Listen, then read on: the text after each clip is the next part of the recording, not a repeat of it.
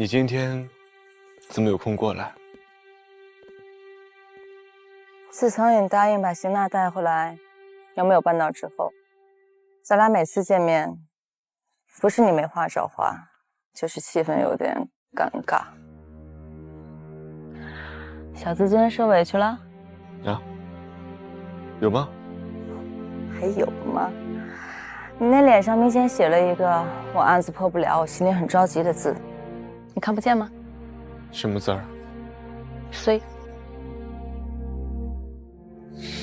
我就长这样吧。大方向错了是吗？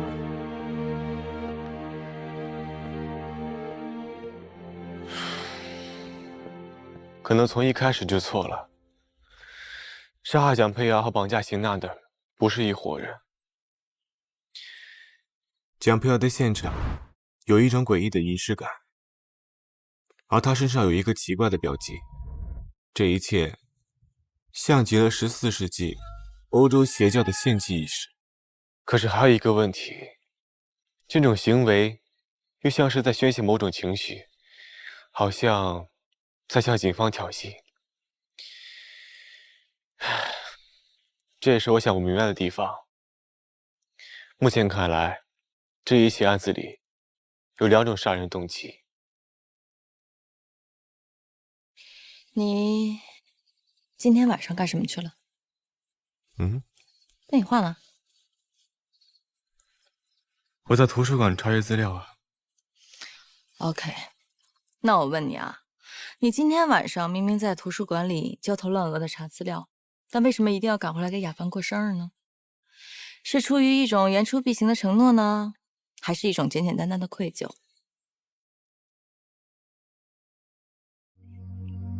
都有吧，对吧？人就是这样一种感情动物，做什么事情的目的都不止一个。我抽你一巴掌，也许是让你离我远一点，也有可能是我喜欢你的表现。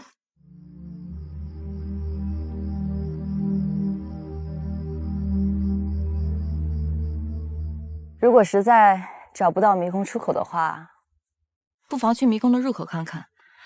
为什么一定要穿过迷宫呢？也许那个真正的恶魔根本就不在迷宫里。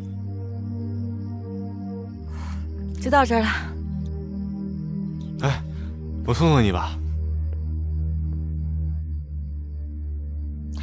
史上最言不由衷的话，一般有2句，一句是在我这吃吧，另外一句就是我送送你吧。去查案子吧，那才是属于你的舞台，然后自信地站在我们面前，告诉我们真凶是谁。走了，晚上还约了一个患者。哎，你每天都约了一个患者，谁啊？小鲜肉。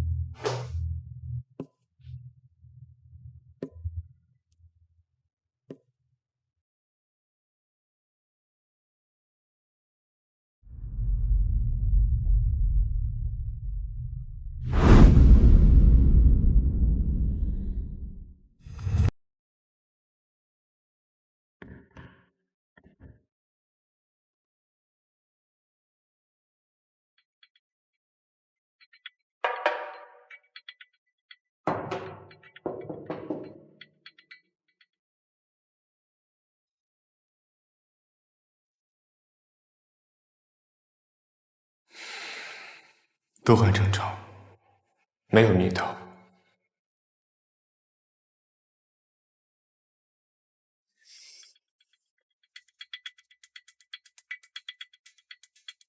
很正常，没有破坏的痕迹。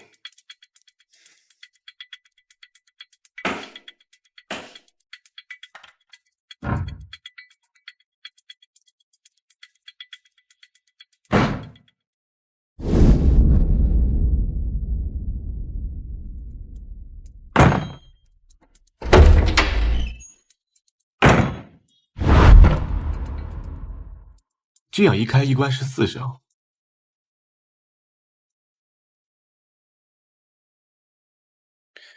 你确定是2声吗？一开一关是2声。你不玩对吧？你在监视蒋飞瑶的时候，有没有碰到过什么可疑的人物？没有。哎，对了，有一个记者，他突然跑过来跟我说了声什么“操，拍早了”。拍早了？拍早了。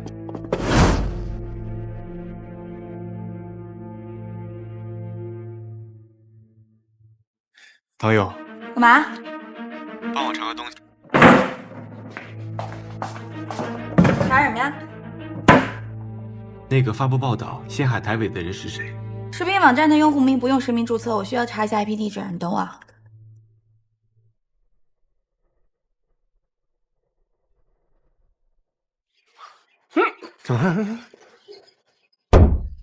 干嘛去？送饭啊！你怎么一天到晚就知道吃呢？整个刑警队还有比你再胖的吗？啊？大壮啊，除了大壮呢？那没了。我告诉你啊，有2种情况别找他，一个是他脑子里噼里啪啦闪电的时候，还有一种就是他脑子里有炮需要回去点的时候，明白吗？什么火？邪火什么火？那媳妇在吃饭。吃饭呢？王梦，吃饭吗？啊？吃不吃饭？对呀，你只是从外表看到它是个盒饭，但是没有看到它落地的结果。其实，它原本就是空的。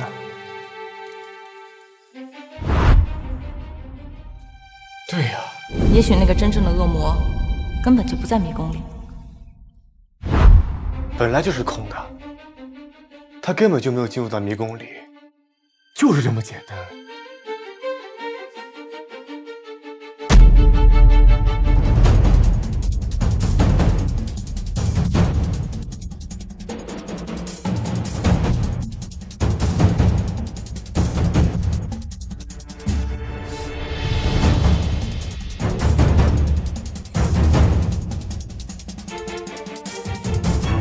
没错，的确是这样。什么情况？你只是听见蒋培瑶开门和关门的声音，并没有亲眼看见，对吧？对，我听见了。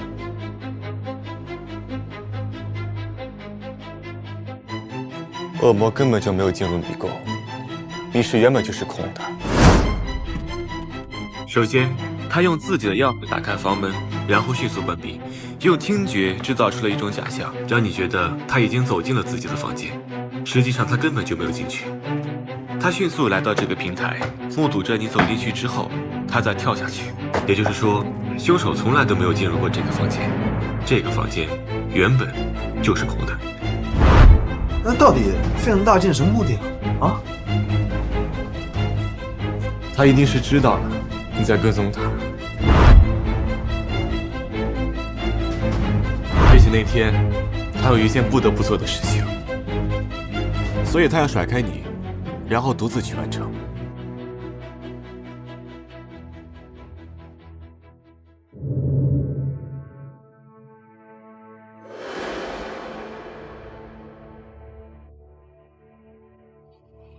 如果再有什么劲爆消息的话，记得给我打电话，我就是在南极也能赶回来，好吧？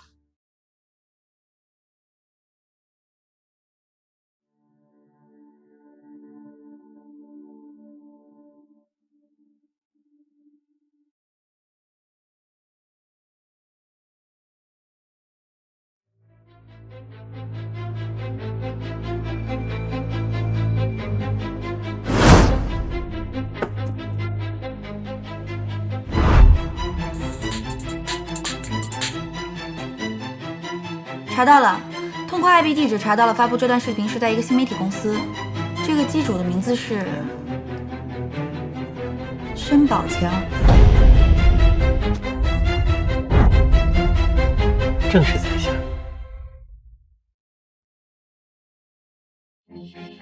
好了，我知道了。好了啊，伟哥啊，申宝强今天下午就压根儿没在公司，出去采访去了。这地址。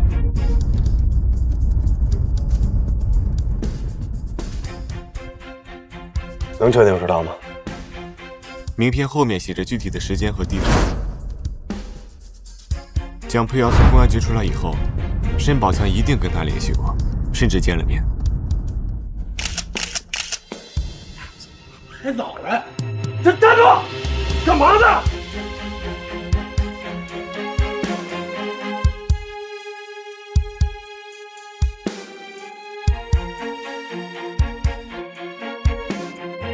说打电话，一定打电话啊！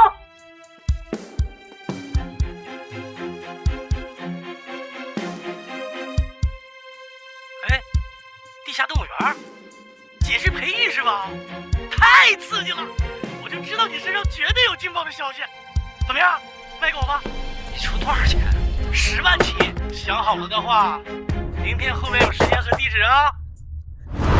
他们见了面之后，一定达成了某项交易，有可能就是蒋佩瑶手里那张在城湾宾馆拍下的照片，所以蒋佩瑶才会在那天晚上摆脱你的跟踪和申宝强见面。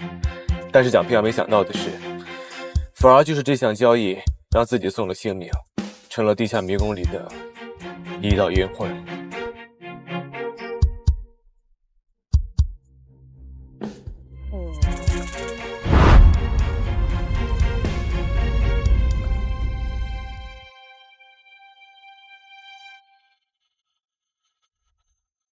走了，傻逼！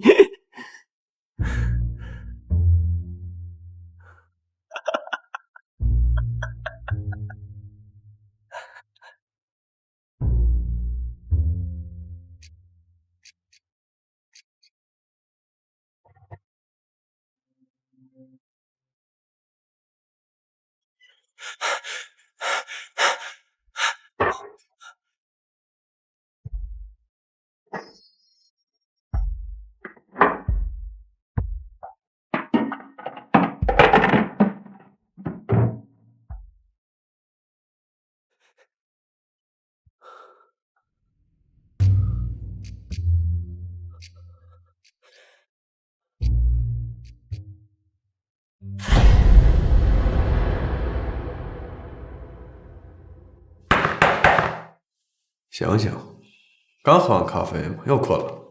啊7月31号当天，也就是你偷拍我那一天，你晚上8点约了蒋佩柔在蓝海那个咖啡厅，对吧？你们俩见面都聊了什么？说话呀！不说话。好，从7月27号开始，你就开始往外发布邢娜失踪、蒋佩瑶之死，还有当红女星田菲菲啊，女星，你把她说成是男儿身，对吧？你发布这些夺人眼球的这些新闻，而且还都附上了第一手的这个图片资料，我就想不明白了。你说你一个什么记来着？娱记啊，娱记，对。你总能第一个到达现场。哎，我问问你，你的嗅觉怎么做到的这么灵敏啊？蒋佩柔那天晚上到底给了你什么？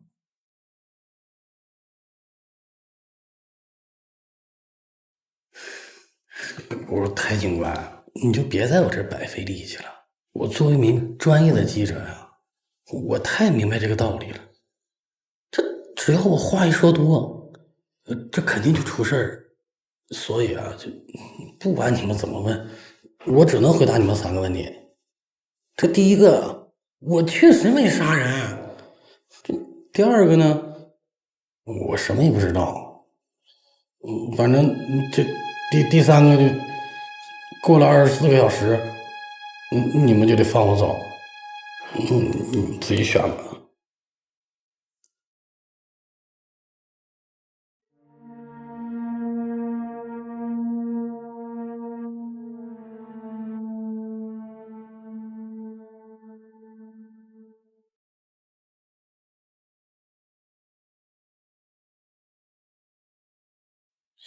好了吗？催什么催啊？破密码这事是能催的吗？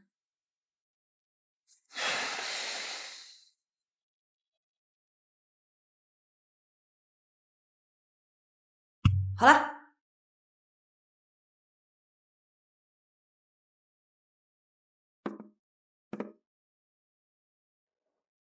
这还有10分钟就到点了，多1秒钟我曝光你们，侵犯人自由。申宝强，看来你是一个很懂法的人。接下来的15分钟，这些应该足够你看完的了。不着急，还有15分钟呢。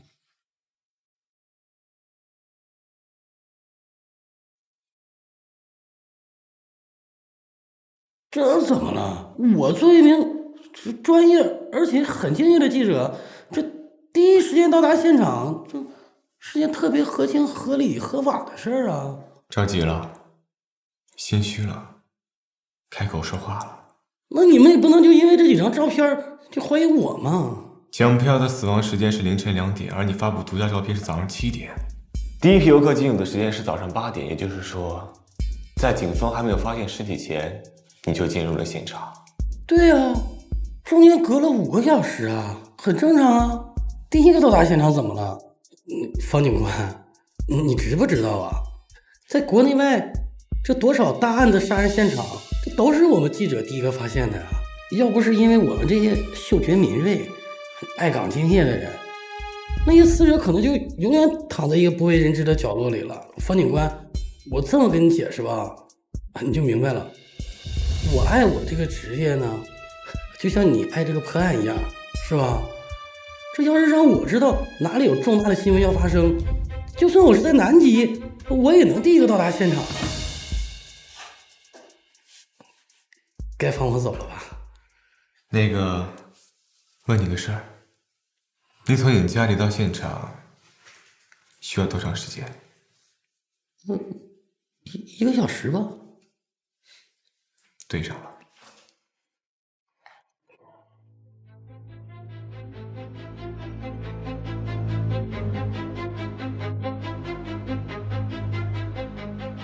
蒋飘的死亡时间是凌晨2点，你从家里到现场再返回去2个小时，正好是凌晨4点。而这张照片上传到电脑的时间正好相符，你根本就没有在南极，而就在蒋飘身边，对吧？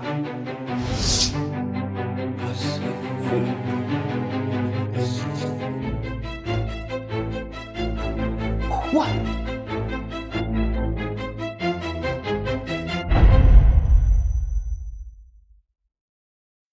为了上头版头条，你开始寻找死亡模特，开始自己制造案发现场，你成了一个夜行者，对吗？你这越说越玄乎。我小时候看我妈杀只鸡，我都躲得很远，对生命更是无比的敬畏。我怎么可能杀人呢？我像杀人犯吗？那你可以解释一下，你是有什么神通，可以赶在所有人之前知道案件会发生，地点在哪，甚至还有时间把你的镜头擦干净。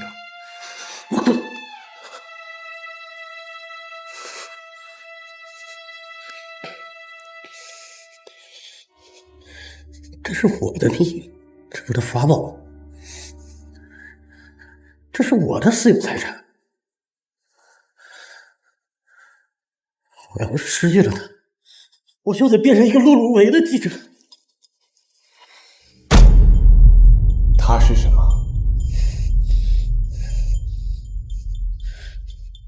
一个人。很好。如果你说出来，你可能就只会变成一个碌碌无为的记者，但是如果你不说，你就会变成一个戴手铐的记者。到时候去采访一下球浪大哥，写几篇特稿，也许还能赚点版权费，这样也很不错，对吗？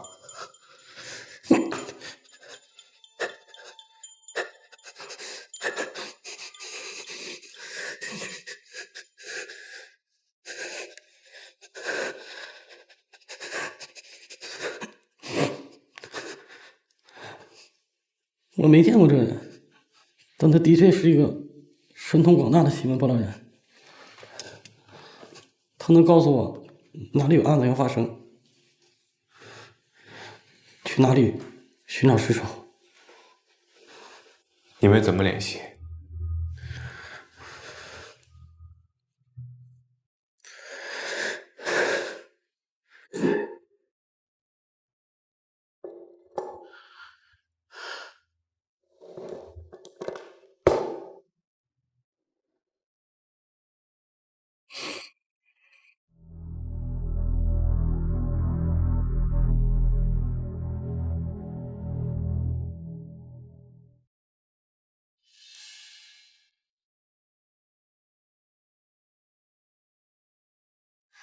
这个人在案发前2个小时给申宝强发来了短信通知，告知了案发地点以及蒋佩瑶的基本资料。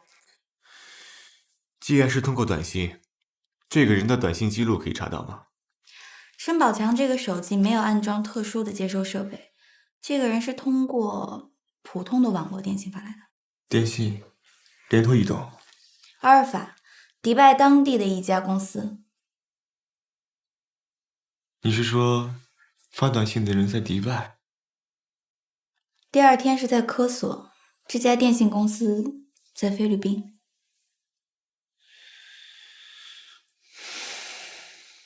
也就是说，发短信的这个人无法定位位置，是吗？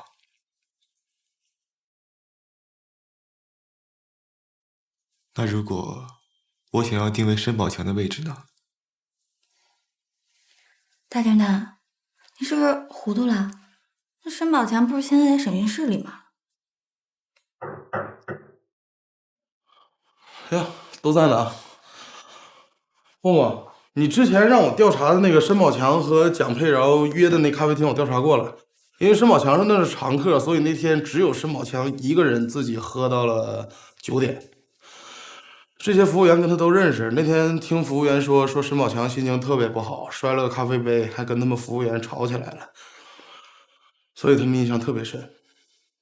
这申宝强也没有时间啊。放人。嗯？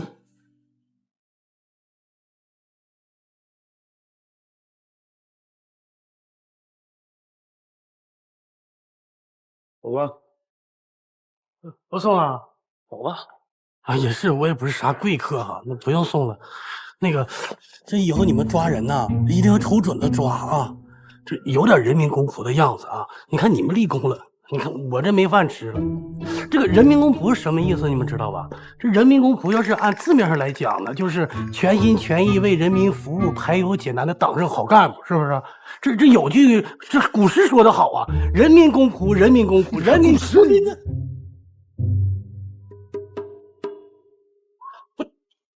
这像人民公仆吗？人民好干部不这样的啊！走吧，啊，没事过来啊。你慢点走，院里坑多，别摔着磕着你的嘴啊！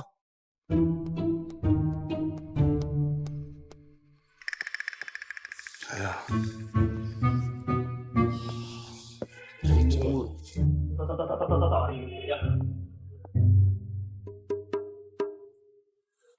他出来了。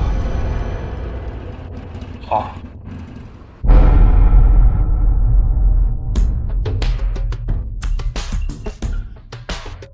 好，可以了，撤吧，开始拍了啊！反光板，左边，往左边来，好。第一点，把光往人脸上打啊，好，来看这里，好，来放松，不要紧张，不要害怕，不要紧张，身体柔软一些啊，身体放松，面部也要放松啊，你的那个左肩稍微高一点，好，来放松一点，菲姐。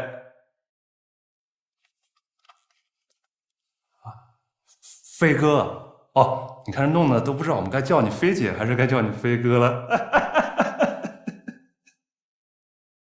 继续，来反光板左边。喂，看镜头这个，来，查到了是吧？好。申宝强，好，给我弄死他。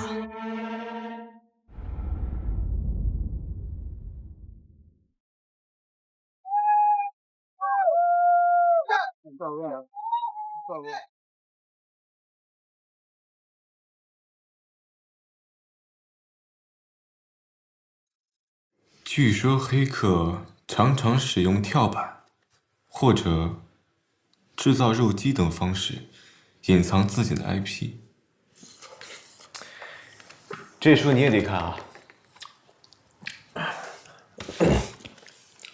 哎呀，如果我们拥有很大的权力，比如国际刑警组织，或者是国际 CERT 组织，通过协调全球各运营商通过官方的渠道一级一级的追踪回去，只要时间足够，是可以追查到最后一集的真实介入的。黑客大师 Kevin 知道吗？就是这么被夏村勉逮着的。哎，如果我们拥有很强大的黑客技术，一级一级反破解回去，侵入跳板机器，并且监听连接，也是可以追踪到最后一集的真实介入的。只不过拥有这个技术的人，现在大多做了正义的反面。哎呀，今天太阳打西边出来的，傻了吧？告诉你，我可不能让唐游这小妮子给逼下去。下功夫了，表现不错，加个蛋。我要吃肠。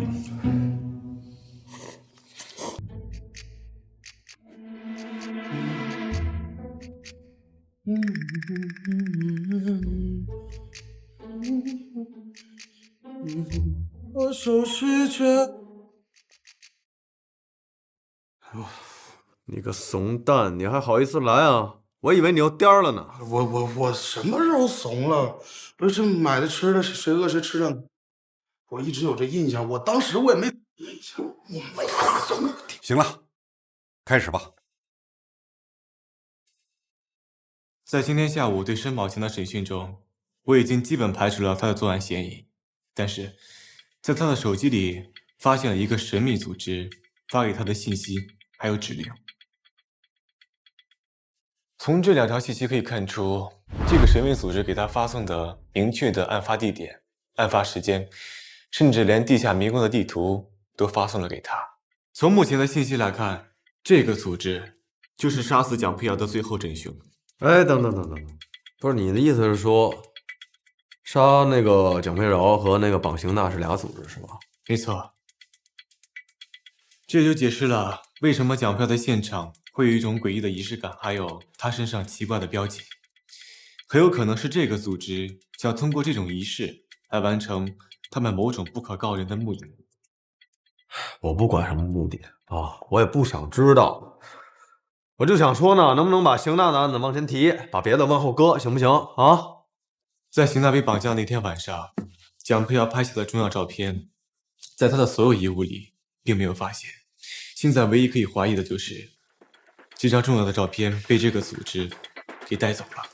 也就是说，如果找到这个组织，邢娜绑架案的真凶也就找到了。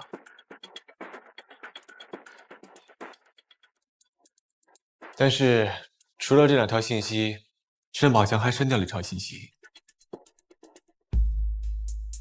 很显然，蒋佩瑶被杀案已经成功报道，并且造成了轰动。别拍！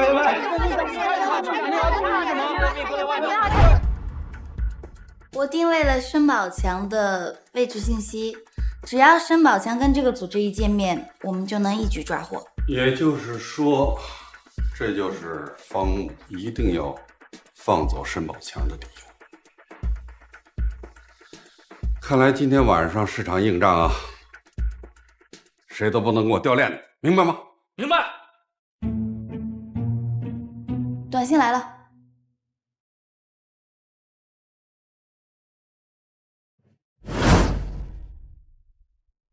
他开始动了。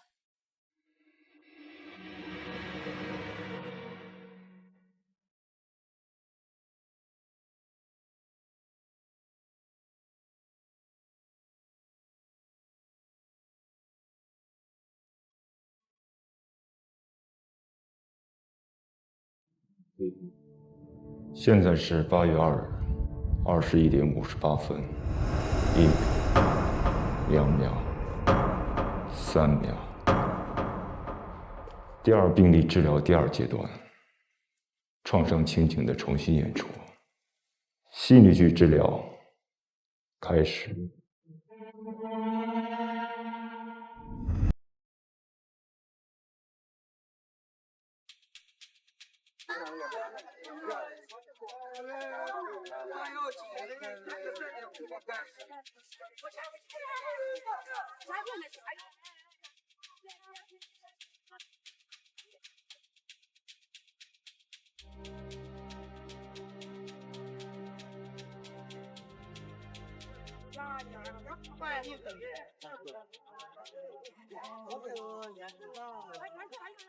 A 点，什么情况？一切正常，一切正常。正常个屁！吃什么呢？啊？一会儿还跑得动呢？100米11秒4，数量更快。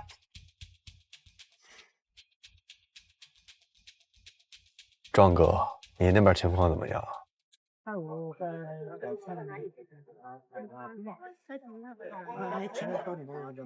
一切正常，一切正常。哎，咱能不能把那破报纸拽了啊？大晚上的，谁拿个报纸看得见了？我这不也是强看吗？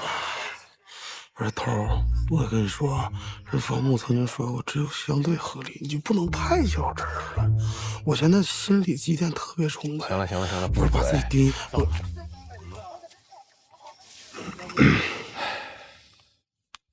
来了。A 点，申宝强在你附近往东50米左右下的车，跟上去，别惊动他。收到。各单位注意，目标在向东门移动，大家切记不要打草惊蛇，等待组织出现，准备实施抓捕。收到。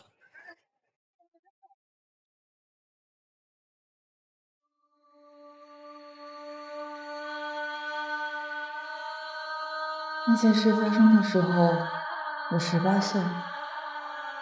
我喜欢一切美好的事物，我不相信这个世界上会有坏人。在一家商店的门口，我看见一只巨大的玩具熊在拍发着产品宣传单。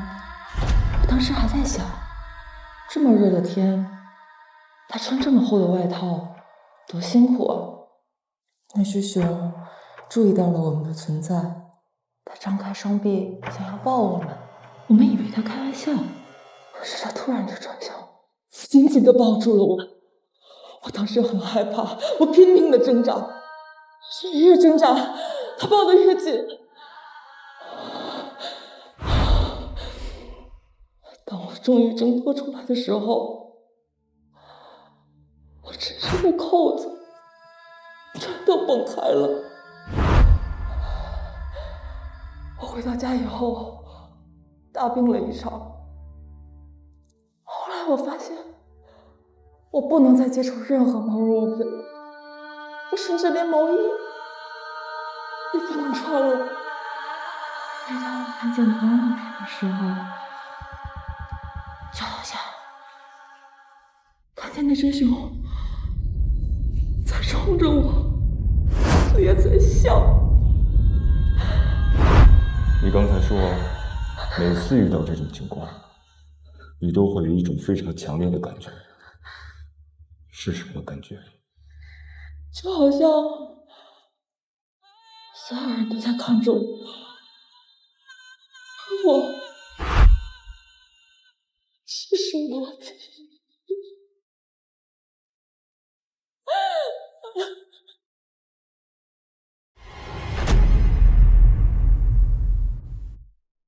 目标停止移动。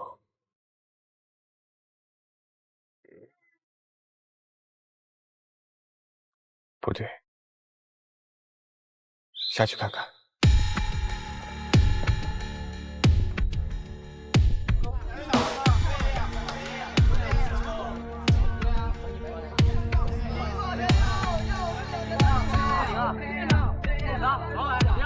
阿展，有没有发现申宝强？各单位注意，有没有发现沈宝强？我这里没有，我这儿也没有，我这儿也没有。队长，我这儿也没什么动静。对，这定位靠不靠谱？10米之内应该是准的。奇了怪了啊！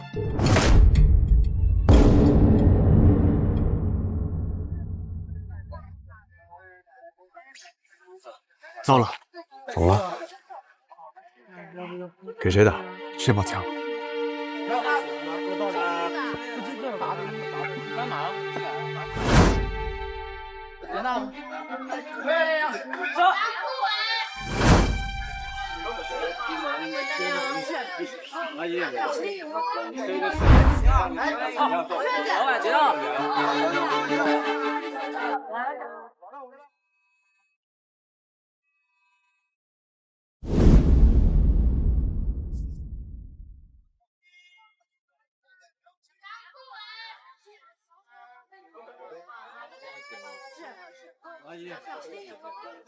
中计了。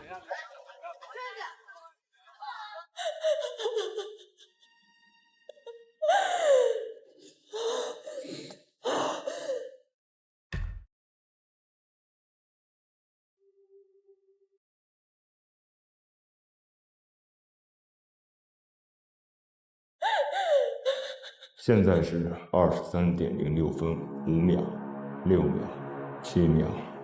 第二病例心理去治疗第3阶段，宣泄，治疗开始。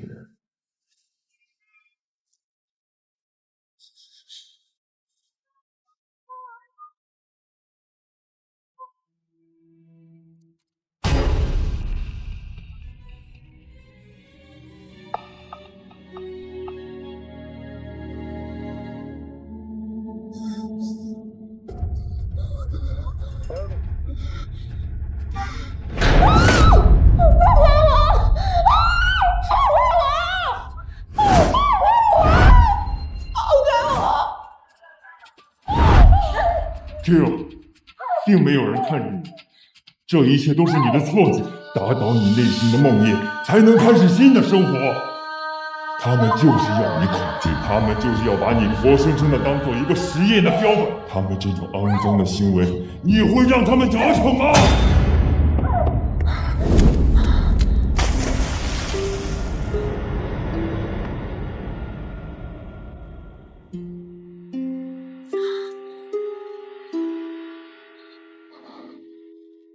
现在是23:18分17秒，18秒，19秒。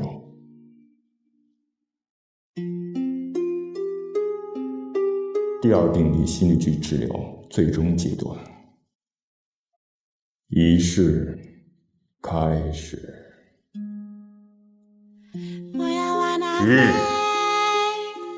越过最美的诱人的口水，我要往哪飞？来吧，我已经做好准备。来吧 ，Q， 彻底消灭他，彻底消灭你的梦魇。我不是故意，我只知道是个实验，我没想到要伤害那个女孩啊！闭嘴！你知不知道，你无心的伤害却彻底的改变了另外一个人的命运，而这个女孩从此不再有正常人的生活，彻底的滑向了深渊。来吧 ，Q， 消灭他，你的梦魇会随着这一下而一同消失，你将彻底变好，会恢复到正常人的生活。就像 T 那样，难道你不想吗？我求求你，你饶了我吧！我真不是故意的，我不是故意的。奔向极乐世界，飞呀飞呀飞呀飞呀飞呀飞呀，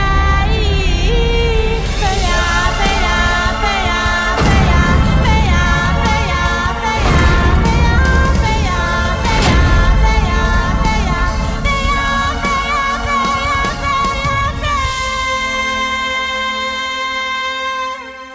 现在是0点0分0秒1秒2秒。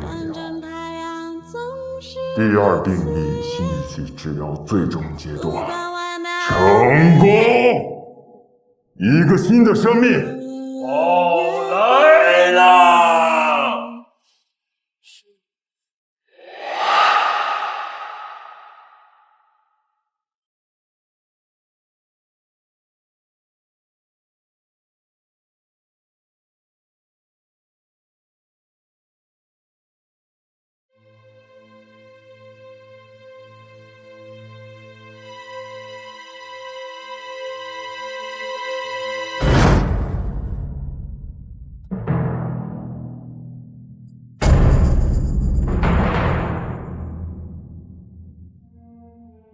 报什么情况？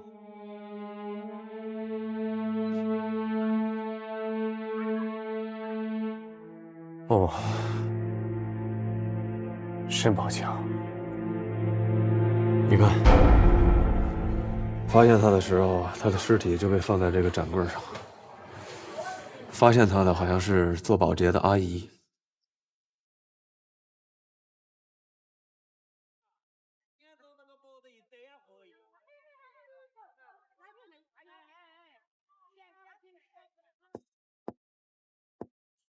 期待、狂热和救赎啊，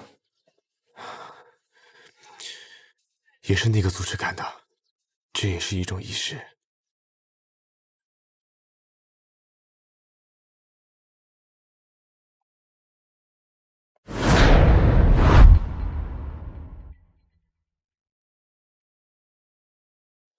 好，接下来谈谈申宝强的情况。阿战，好。死者申宝强，男，32岁，生前是一名娱乐公司的娱记，死亡时间大概在昨天晚上12点左右。死因为颅脑损伤，经法医鉴定，死者的头部有多处的头皮裂伤，躯干处有多处的软组织损伤，但都非致命伤。其致命伤是右侧太阳穴周围的颅骨骨折造成的颅内血肿。凶手在一击致命之后，反复的击打同一位置，造其被害人死亡。凶器应该是铁锤一类的钝器，但在现场我们没有发现血腥刺剑的痕迹，所以说超市应该是第二现场。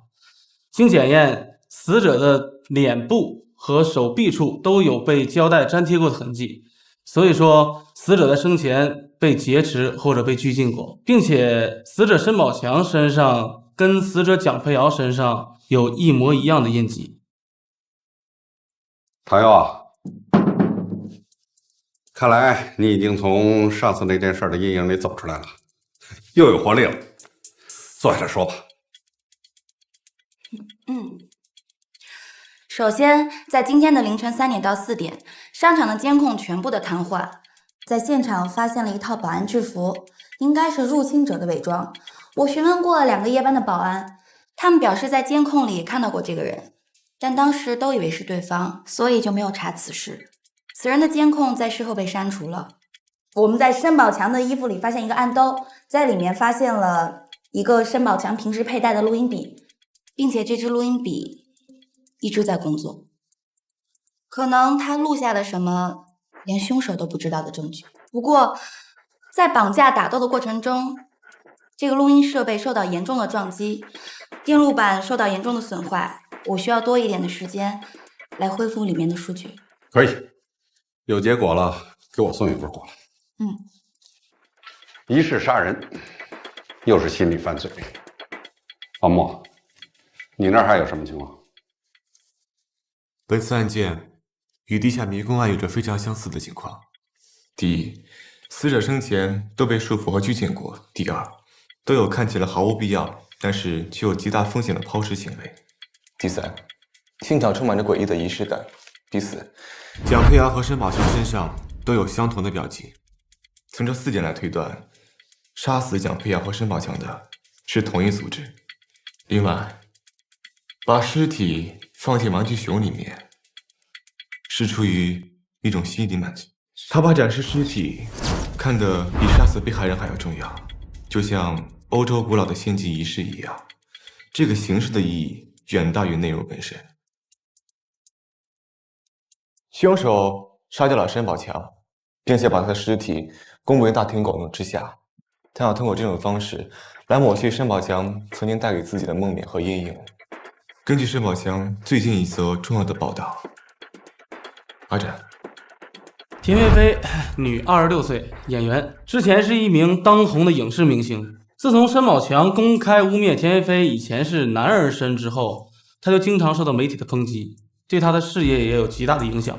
如果不考虑其他因素的话，这个田菲菲倒是有足够的杀人动机。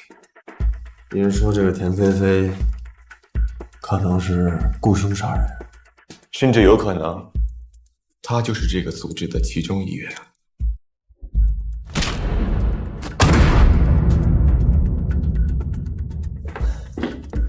刚才110接警那边收到一个报警电话，是田菲菲的经纪人打来的，这个叫田菲菲的失踪了。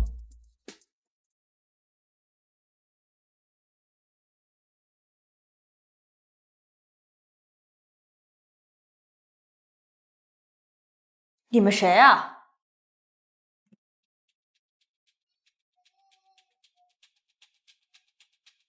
哎，你怎么进去？哎，等一下，是你报的警吗？杨青是吗？刑警队的啊。证件，我跟你讲啊，所有的蛛丝马迹对于我们警察来说都可能是证据啊，包括你呼出来的空气，你让他好好的勘察一下现场，他会画像，可能嗷嗷一画，这样子就解决了，明白吗？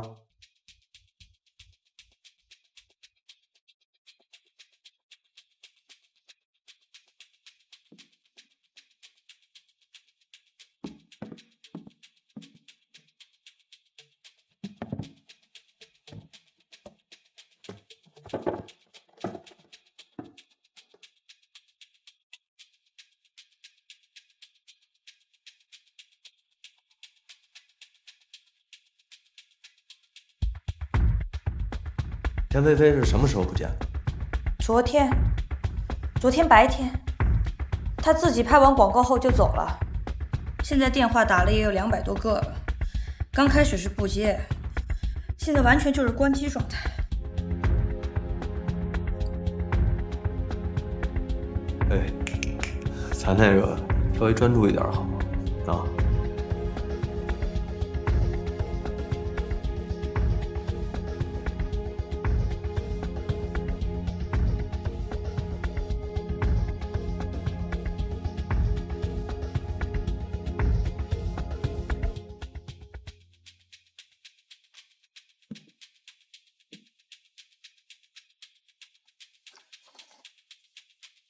你紧张什么呢？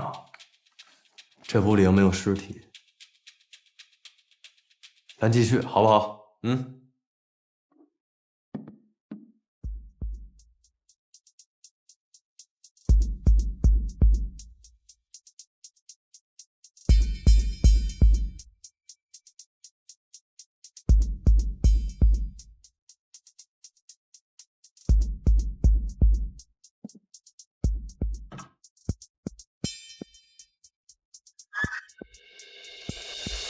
太尉，哎，老惠，把这带回去。好的，好的。啊，那行，太尉，没事，我先走了。辛苦啊。真没想到啊，蛛丝马迹啊，还出了这么一身熊皮，这什么情况啊？这个啊，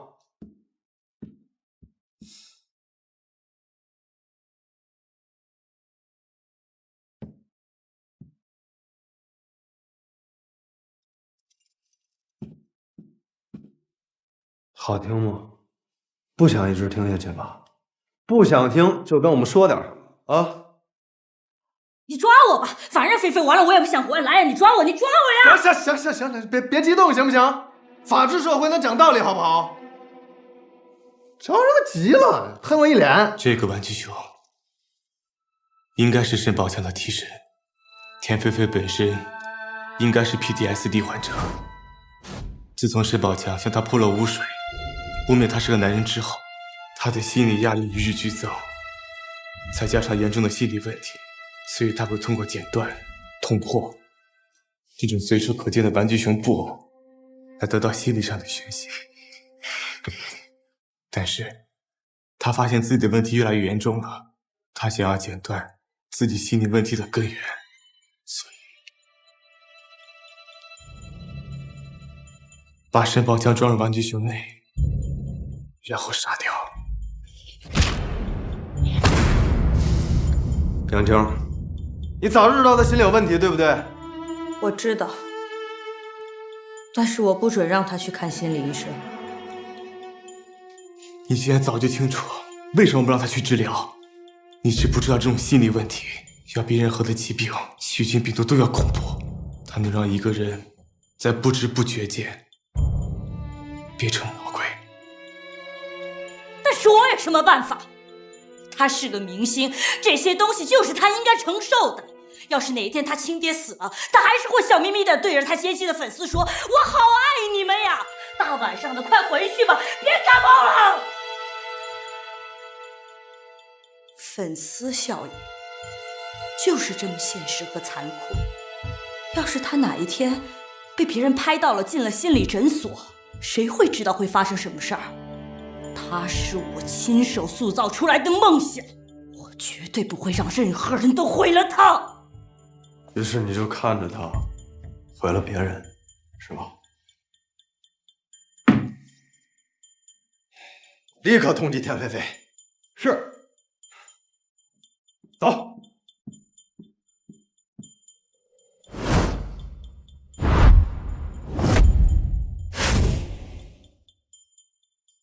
你有没有想过，这真的是田菲菲的梦想吗？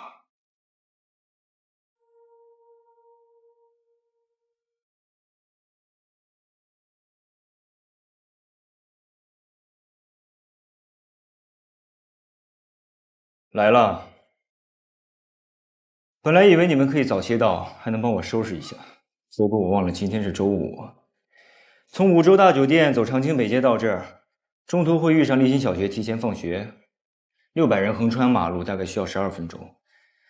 在这个时候，他们会大约等一个3分钟左右的红绿灯。这也就是为什么你们会晚了15分钟才到这个地方。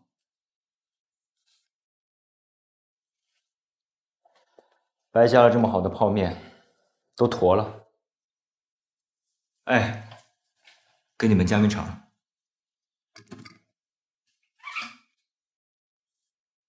哎，你这儿怎么了啊？谁弄的？你这话说的太没意思了。按照你的性格和现在的情况，你应该问我田菲菲在哪儿。好。田菲菲的经纪人杨青来过这里，对吧？他应该是从田菲菲的东西里翻出了你的名片。杨青把这儿砸了，是因为他怀疑你把田菲菲藏了起来。这种情绪宣泄往往是走投无路的一种表现。走投无路一般会找警察。正着推就是你是为什么知道我们会来这里，反着推就是我为什么知道杨青会来这儿。厉害啊！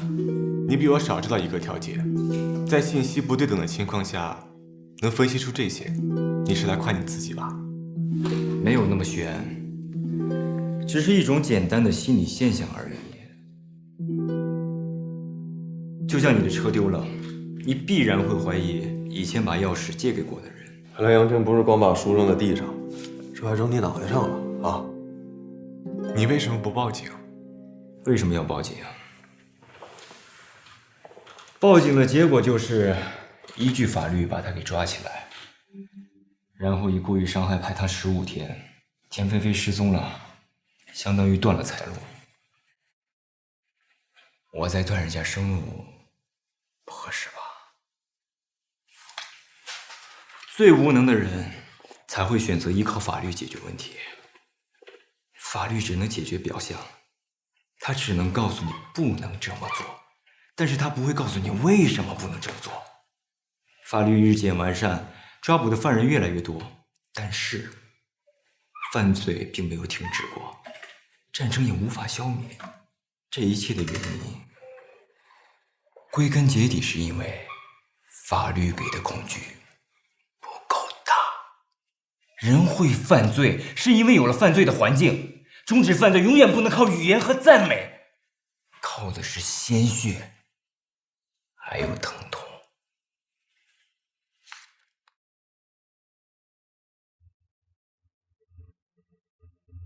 约翰·华生和斯金纳行为主义理论，对吗？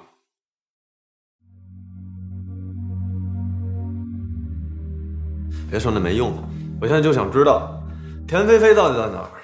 他曾和我说过，他想让我用催眠的方法消除他以前的记忆，他儿时的记忆可能是造成他现在心理问题的根源。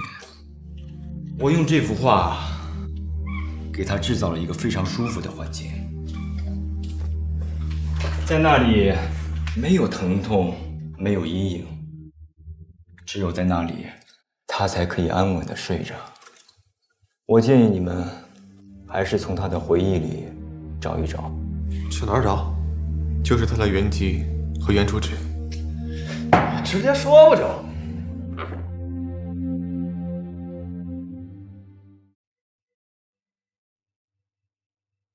别看我了，去做想做的事情。陈医生，我能问你一下，你想做什么吗？治病、救人，然后拯救这个世界。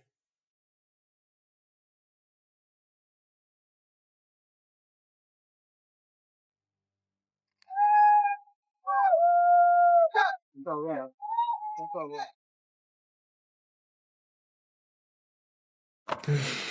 哦，唐小姐送您的。她听说您的袜子总是莫名的失踪。老头，不要。恐惧。我恐惧个毛线恐惧？听说过左旋楼梯恐惧症吗？有些人总以为自己会被困在楼梯系统里，永远下不来。还有左侧恐惧症。我听说过方木恐惧症啊。这种恐惧症你也有？因为一段失败的感情，现在只要对你有点意思的女人，你都害怕。哦，这么一说，我还真有。我的恐惧来源于，我觉得我自己太有弦儿了。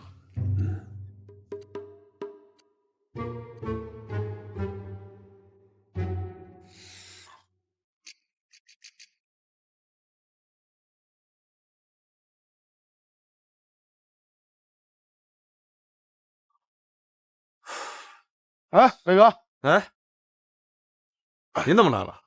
哎呀，田菲菲的基本资料和照片都已经发到那个火车站呐、飞机场、轮渡，就反正你能想象到所有的交通出口都发了，但到目前为止还是没有消息。几天没回家了？啊？几天没回家了？不用管，我就主要是我帮你盯着。我不用。行了，别装了，赶紧的，赶紧回去休息啊！我帮你盯着。都真走了，我回来废话了。行了，赶紧的，走吧，回去好好歇着啊。走了啊。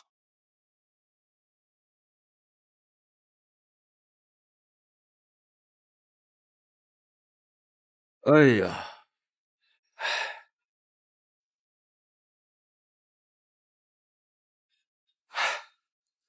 一闻就知道，就在那想什么哲学呀，想人生啊，是吧？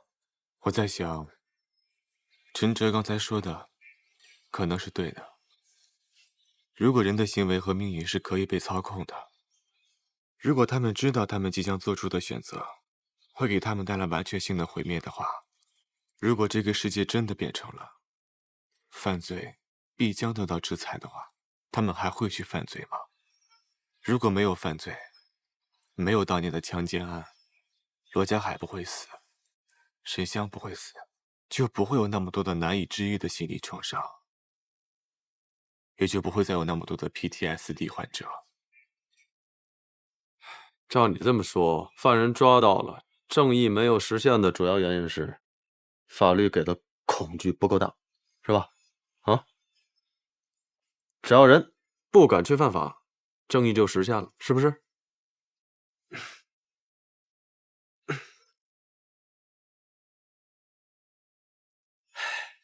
这是什么？回答我，这是什么？啊？枪。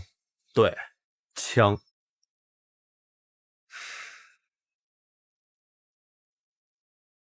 我台委郑重声明，不管发生什么事儿，一律跟方木没有关系，我一概不追究。开枪打死吧。开枪，没事，我刚才都录了音了，你不会有罪的，你没事，来开枪。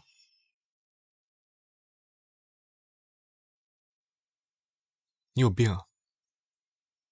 你现在不仅有犯罪环境，你还有犯罪工具，但你为什么不开枪打死我呢？啊，很简单，人是有情感的，是活生生热乎乎的东西。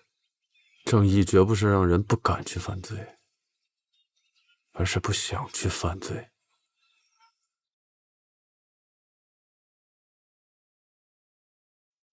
正义是摸不着看不见的，但时间一久了，你会看到它结出来的果实。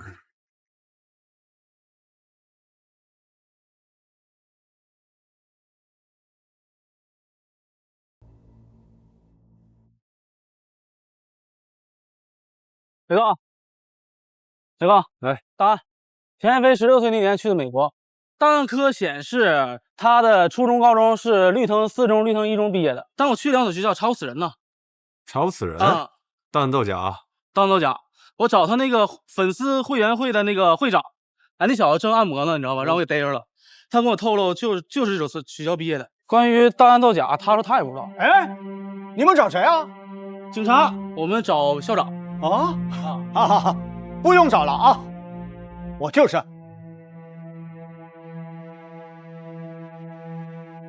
哎，校长，咱这怎么回事？是要搬吗？啊，那是搬家呀，关门了。学校这几年没有生源，这2栋房子都要卖了。哦，96年以后，3年内的毕业照都在这里面了吗？都在吗？不瞒你们说啊，我们学校每一届毕业生的名字啊，我都记得清清楚楚。哎，刚才你们说的那个田菲菲呀，好像没有这个人。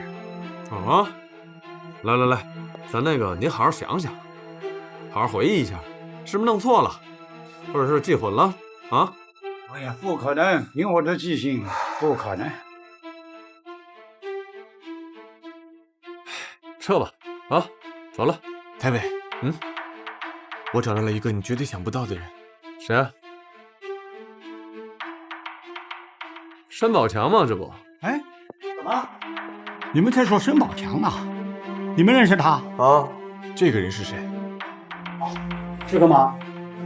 曾国信。哎呀，跟申宝强特别好，天天都混在一起。奥数他们俩都拿了金奖。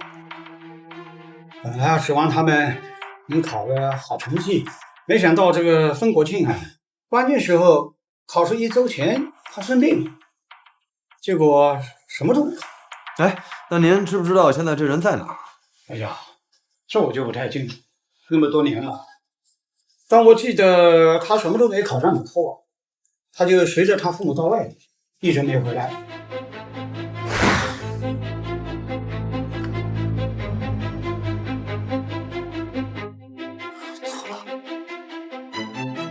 错了，玩具熊毫无意义。刮胡刀，刮胡刀才是提示。不是他，不是他，那会是谁呢？该是这样。裴伟，他就是他。他谁呀？名字？没时间解释了，全城通缉风国兴，他要离开这座城市。你好，身份证请出示一下。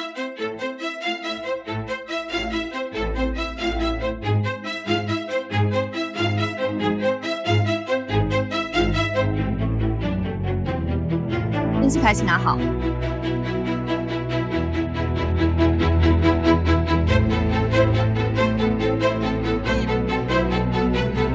你这个去那边，好，你去这边，你俩跟我过。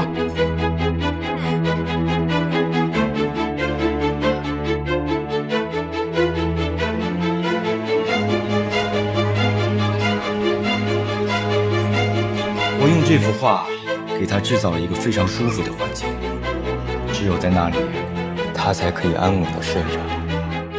各位乘客请注意，天空之境乘坐的飞往玻利维亚的太尉 CA816去国际出发国。现在开始登机，请您从22号登机口上飞机。你好，请出示您的身份证登记牌。你好，眼镜摘一下。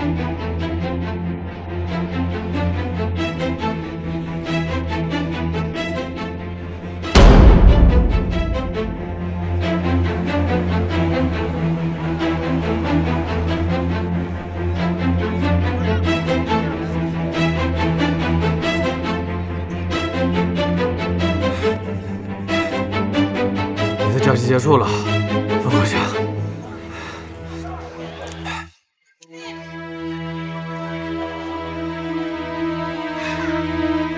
就是他，田菲菲。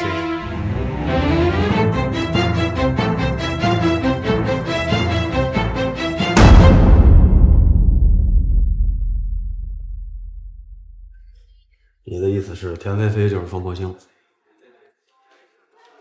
他衣柜里那些东西，还有剃须刀都是新的，那些不是用来用的，而是用来收藏、纪念、欣赏。而且申宝强的爆料也不是空穴来风，那是因为他一早就知道田菲菲就是冯国兴，这也许就是申宝强必须死的一个理由。不是这样的，我没有杀人，你们立刻放我走。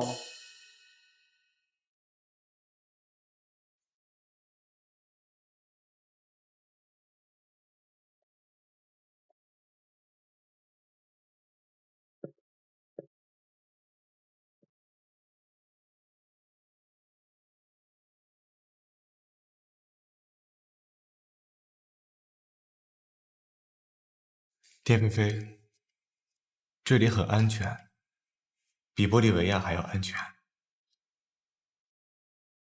我是叫你田菲菲呢，还是冯国兴？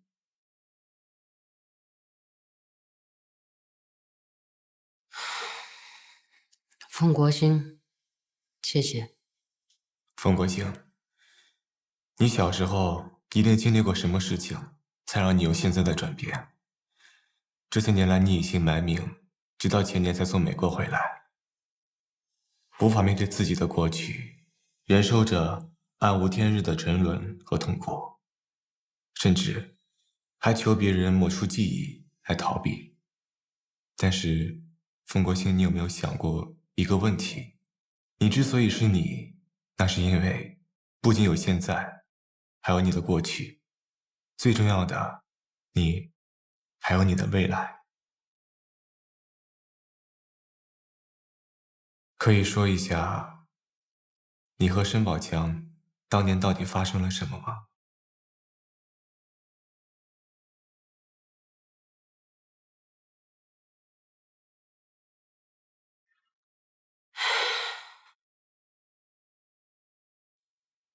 我13岁的时候，正是性萌动的当口。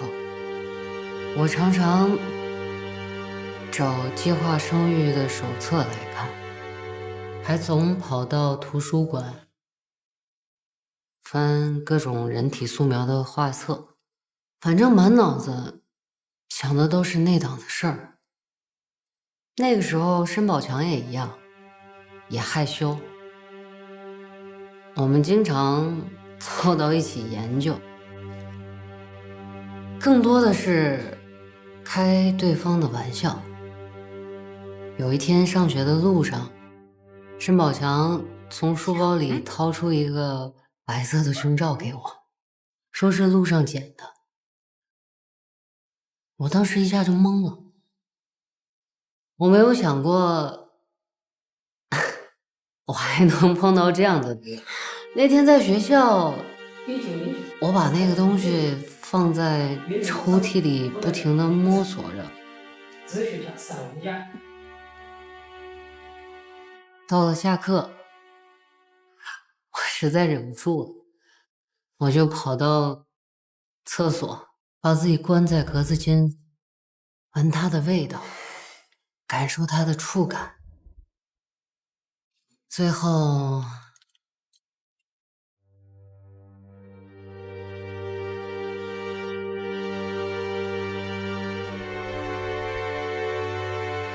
那天放学回家，申宝强就老在那儿怪笑，他就在那儿问我呀：“你开不开心呀？你爽不爽呀？”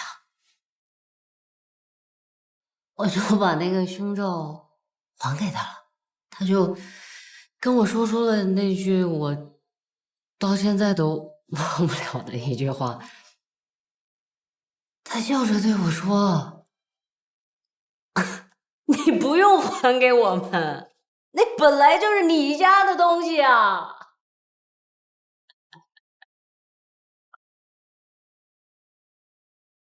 然后呢？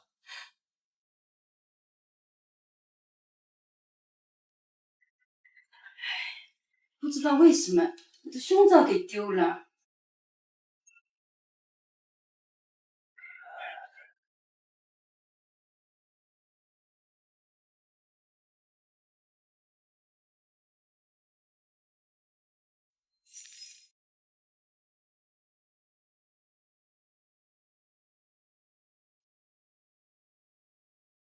我不敢看我妈的眼睛，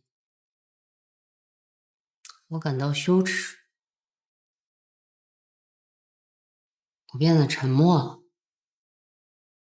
我痛恨自己脑子里一想的那些事情，我痛恨我自己的身体，我痛恨我自己那个部位。我后来离家出走了，在一个桥洞底下拿石头把它砸烂了。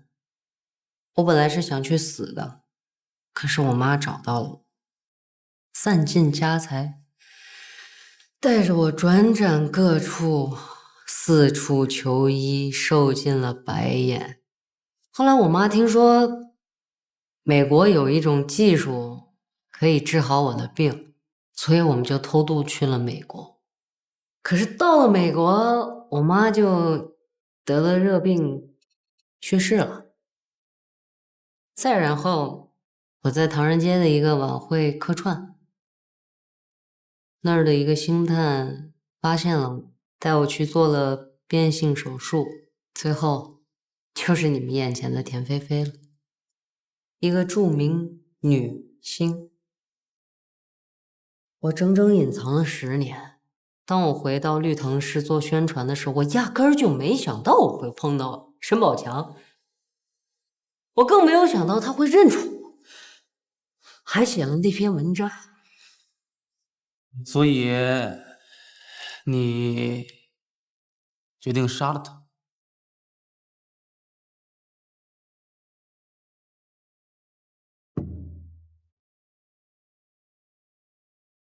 我说了，我没有杀人。至今为止，我只杀过我自己，我没有杀任何人。我只想消失，我只想消失，不行吗？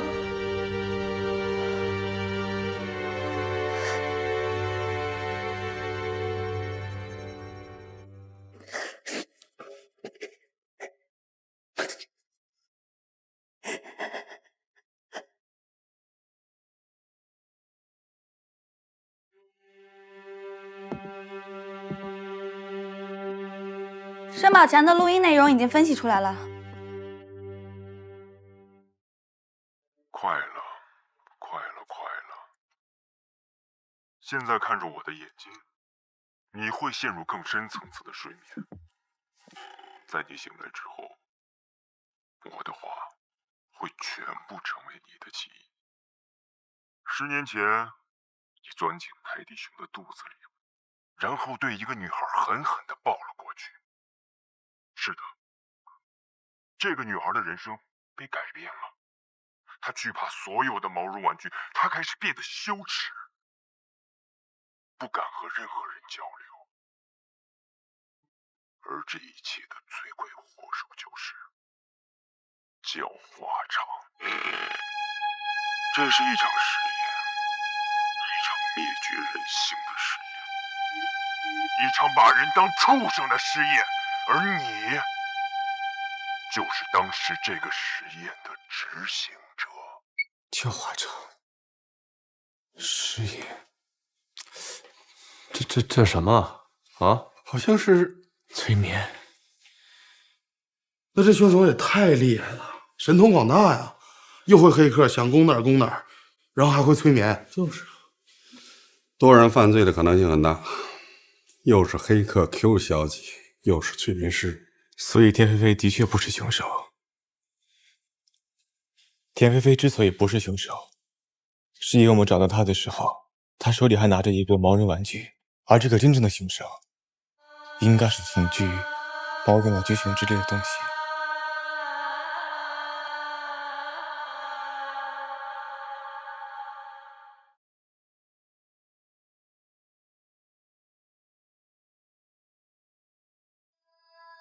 这里景色不错呀。哎，好美啊！这水好凉快啊。对呀。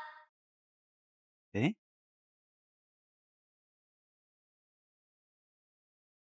你怎么掉头发了呀？啊，这头发不是我的呀。不是你的。嗯。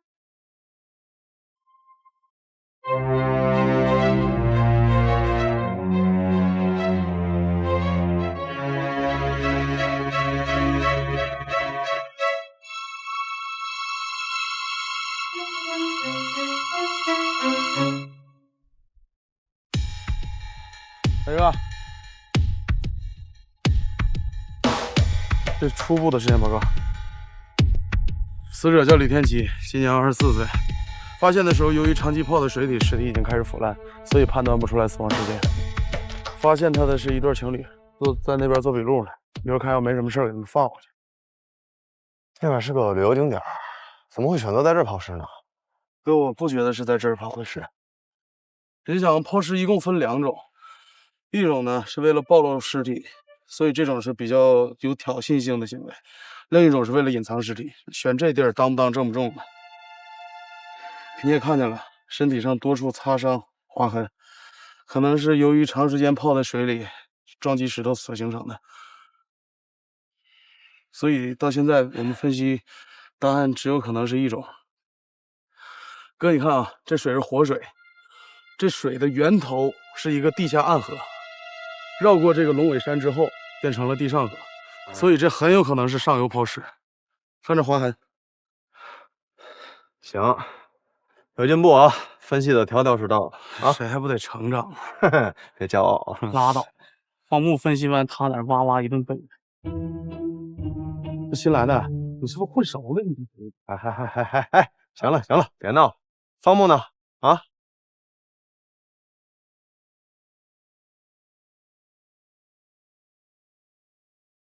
现在呢，在我们面前的就是龙尾洞。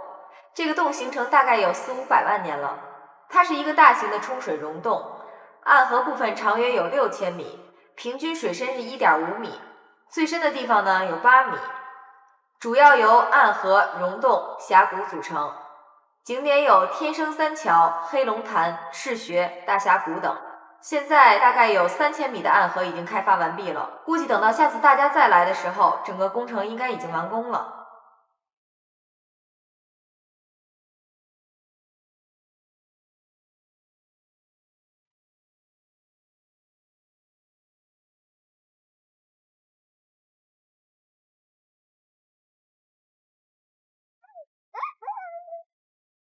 方木，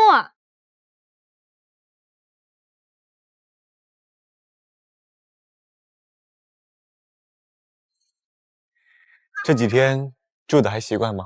习惯。赵大姐和周老师都特别照顾我，比家里好。你呢？你就说这几个月的记忆被抹掉了，但之前的记忆都还在，对吗？为什么不回家呢？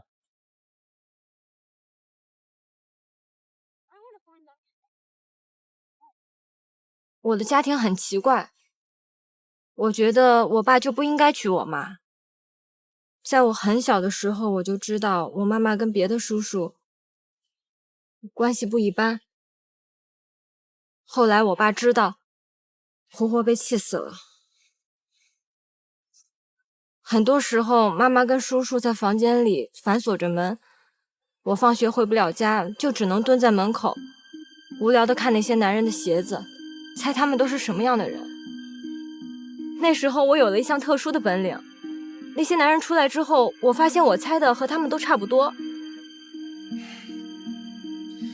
你可以考虑一下，以后当警察，足迹鉴定。其实我觉得这2个月的事情记不起来也好，如果是一些美好的记忆的话就算了，如果是一些不好的记忆的话，忘了反倒是一件好事儿。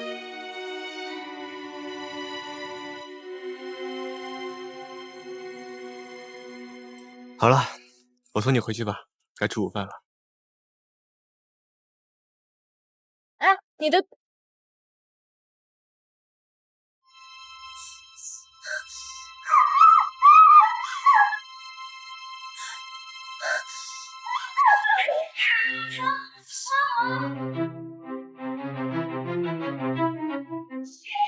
你别跑，快走！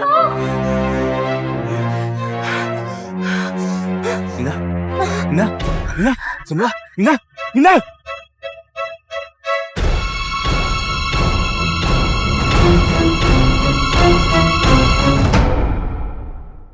死者名叫李天琪，今年24岁，2年前来到绿藤市打工，1年前被曝失踪，死因是因为溺水。这是现场照片。因为长时间的浸泡导致尸体已经腐烂，所以我们只能大概的推断他的死亡时间是在1周之前。在尸体的手腕和脚踝处都发现了很多的被绳子捆绑过的痕迹，所以我们断定他在死亡之前一定是遭到过绑架。而且根据法医那边刚传来的消息说，在他的腹部发现了手术刀划过的刀痕和缝合的针线，这只能说明死者生前刚刚怀过孕。但是奇怪的是，我把李天琪的信息放入数据库进行了比对，发现在1年前，李天琪的室友曾经报过案，李天琪失踪了。我们走访发现，在1年前，李天琪并没有怀孕。这又是一起少女失踪案，你们说他会不会和邢娜失踪案是同一个犯罪组织所为呢？非常有可能。我们发现李天琪失踪之前，曾经也通过招聘公司递交过简历，但是在1年前，这个公司就已经倒闭了。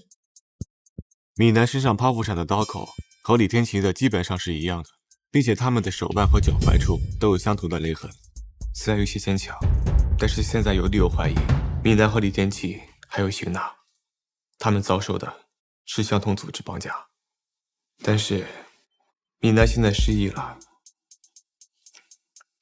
有个办法可以试一下。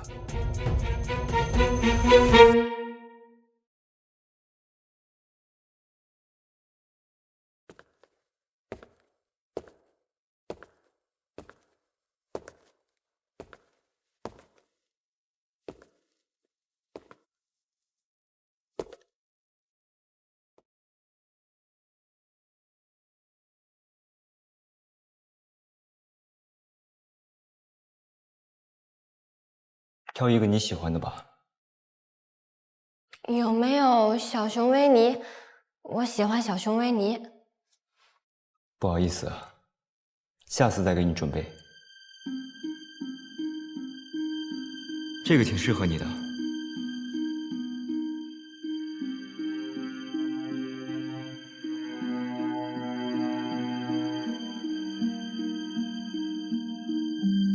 哎，对了，哎，这陈哲这么年轻，活行不行啊？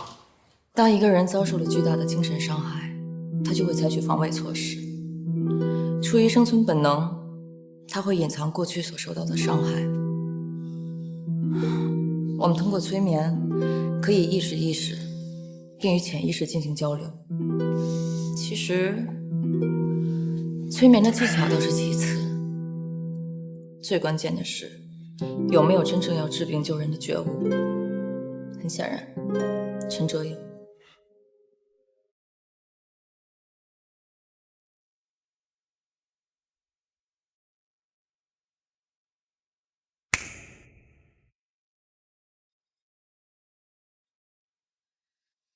你是不是曾经被别人绑架过？我都忘了。你现在的状态啊，不太适合做催眠，要不下回再来。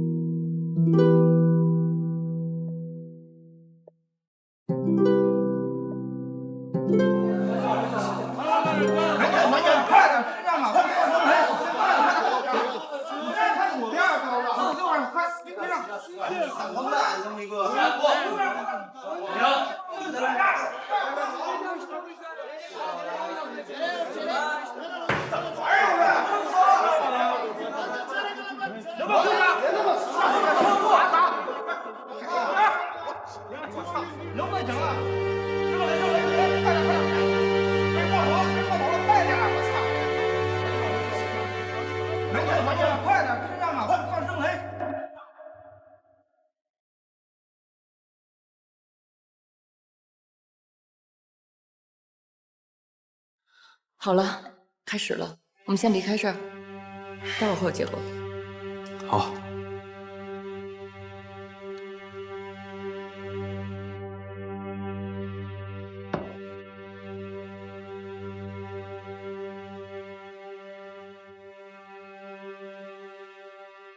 快了，快了，快了，你会进入到更深的睡眠当中去。接着，我想请你进行3次较深长的呼吸。快了，快了！现在看着我的眼睛，你会陷入更深层次的睡眠。在3次深呼吸之后，你会感觉到整个身体更轻松、更舒服，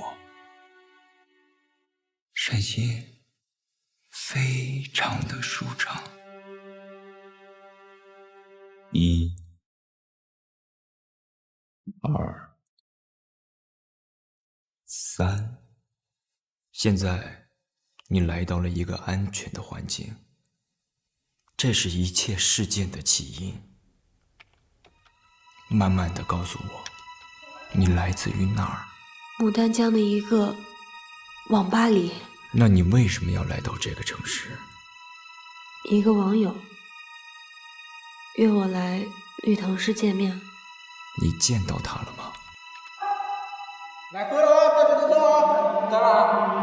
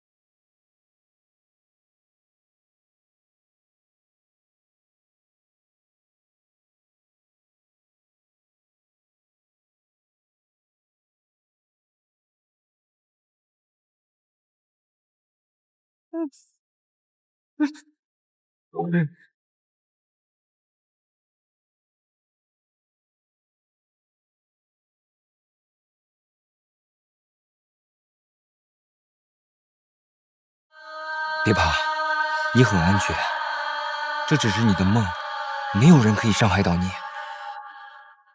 别过来。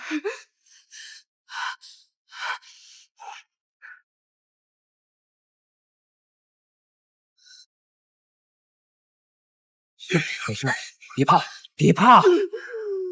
你现在马上开始醒来，你的眼皮越来越松，你的身体逐渐恢复控制，你的面前将有一道光，在我数到3的时候，它会带你离开梦境。1、2。闪！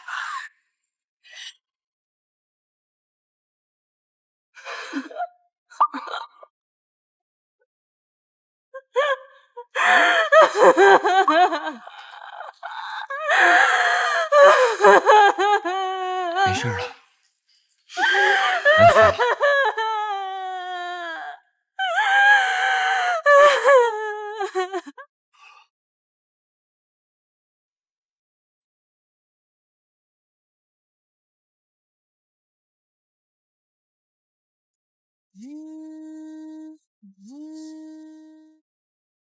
喂，哎，张医生，邢之森病情反复了，经过了我们刚刚的全力抢救，现在基本已经恢复。事发突然，现在才能通知你，幸亏没发生什么严重的后果。不过今后的情况可就说不准了。好的，好的，好，谢谢。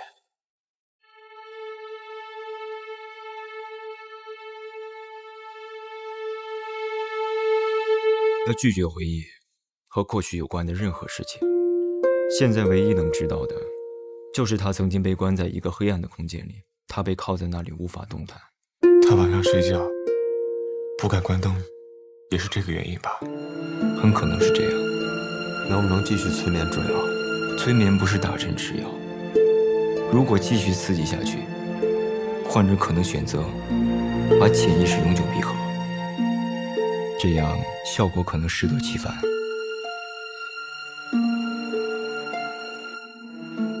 好吧，其实还有一个方法，也许可以创伤场景还原。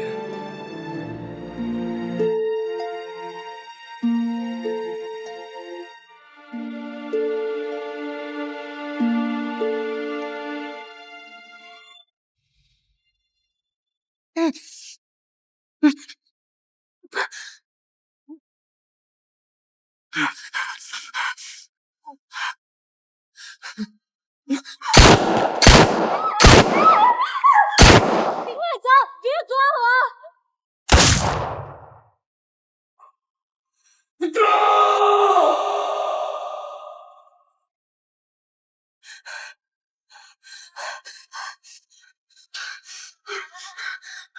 陈老师，陈大姐。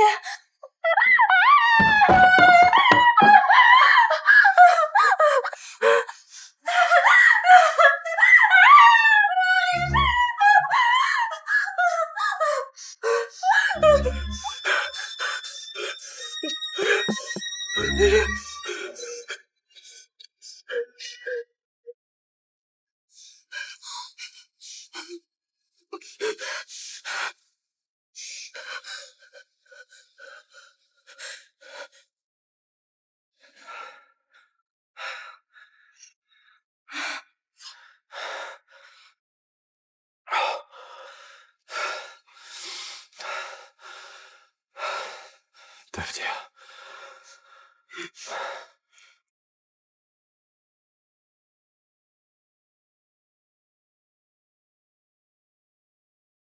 等等，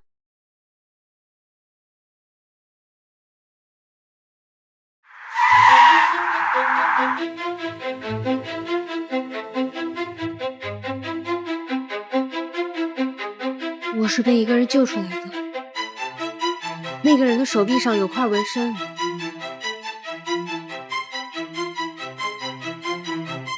他胳膊上有一片日式纹身。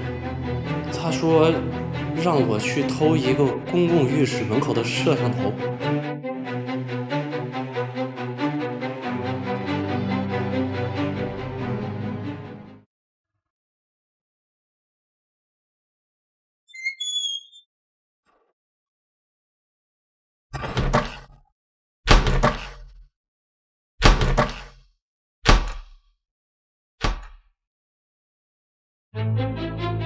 狡猾场。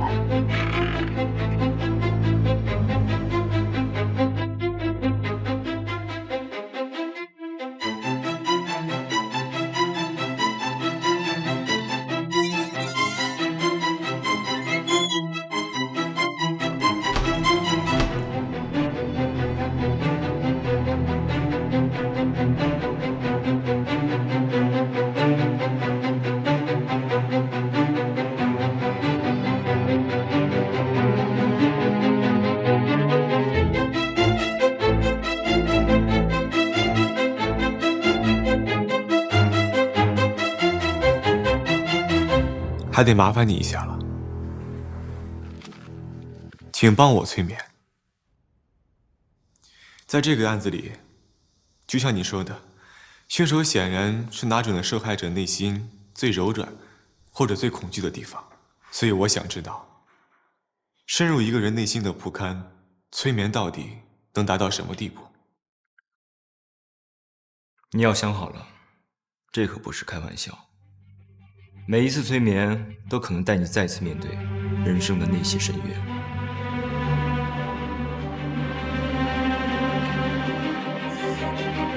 来吧。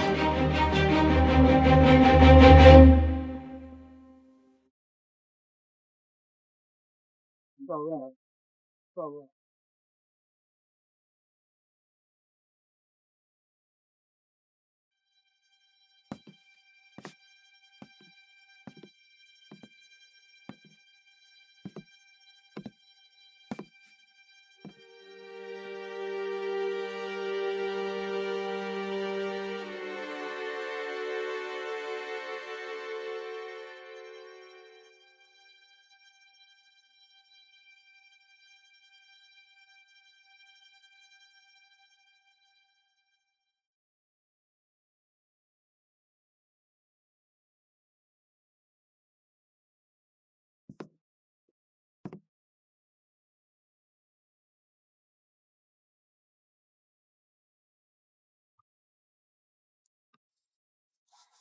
催眠可以帮助你放松身体，更早的进入睡眠。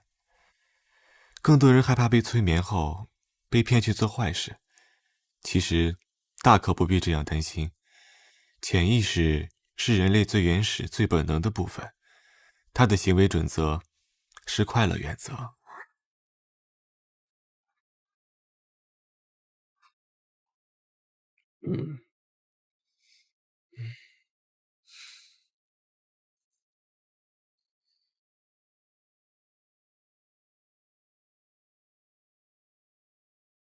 睡个好觉吧，兄弟。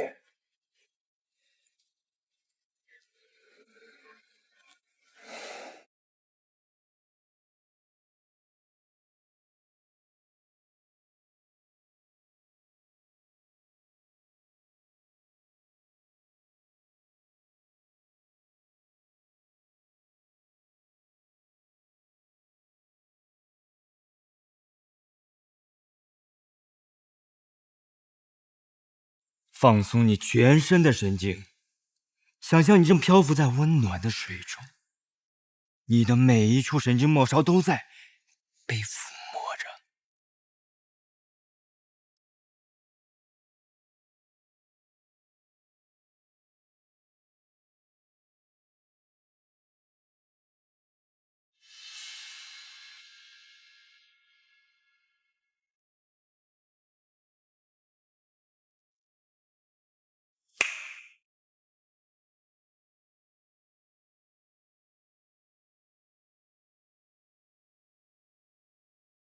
你好像回到了那段难以忘却的时光，在那里，你会再次经历曾经的痛苦、孤独、无助。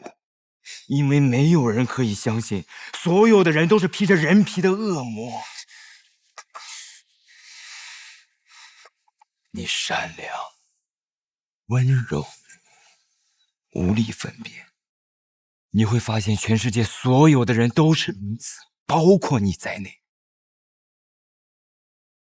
你的恶魔其实没有什么，只是对恶魔的同情。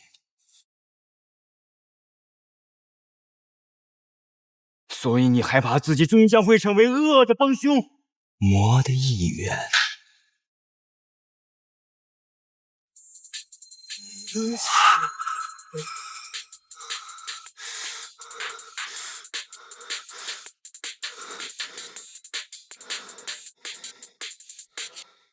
下次记得关手机。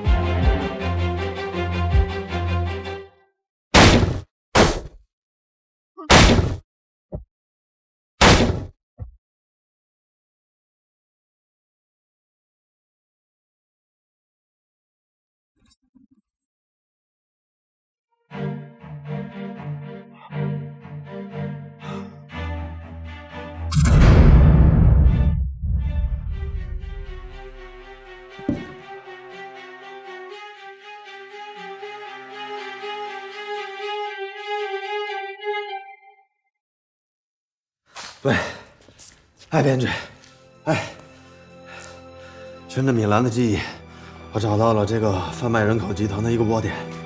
我们一直追查的那个上线应该是死了，他好像也是个警察，叫丁书成。前一阵儿在省里开会，我听老邢跟我提过，他在人口贩卖集团里放了个卧底。哎，附近有没有发现他留下来的资料？没有，他们做的非常干净，尸体是被砌在墙里面的，是我挖出来的。行，这样吧，先把丁树成的遗体给我带回来。谁？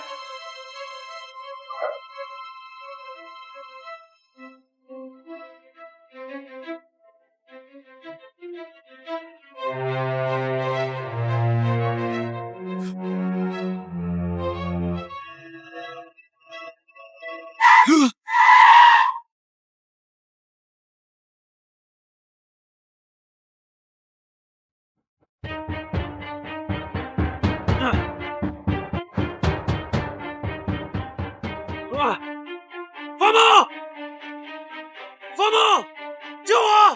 方梦，救我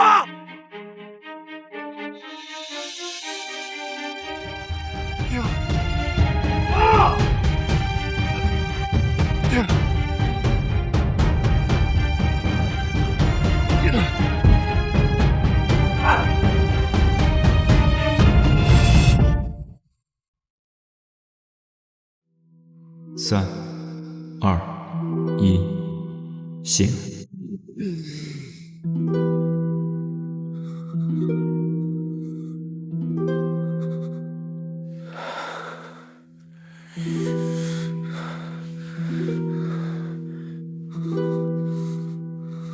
我想你刚刚看到的应该是一场梦魇，所以我临时中断了催眠。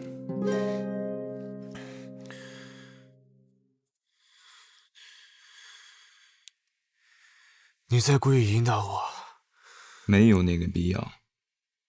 你比我想象的更容易进入催眠状态。你知道吗？你现在的问题很严重。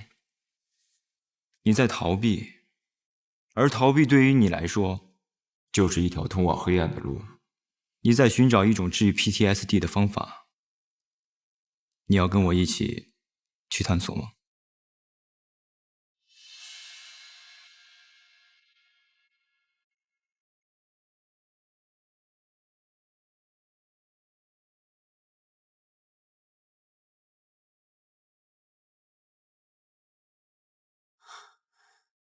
谢谢。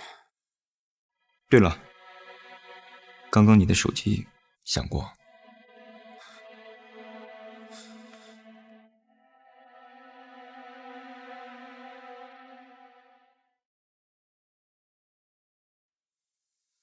我先走了。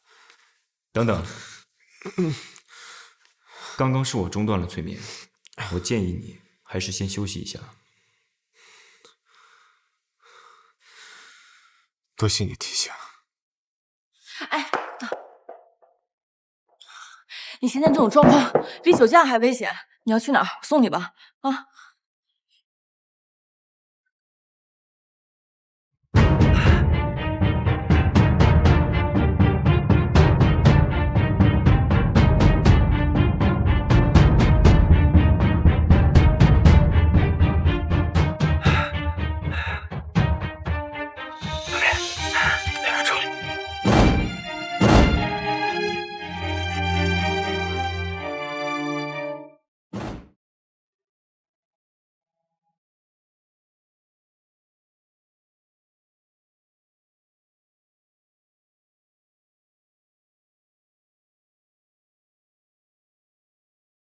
别着急，这种状态不会持续太久。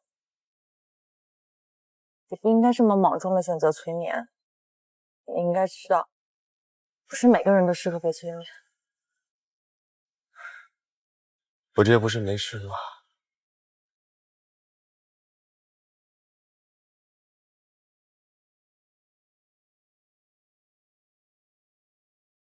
我不想你冒这种险。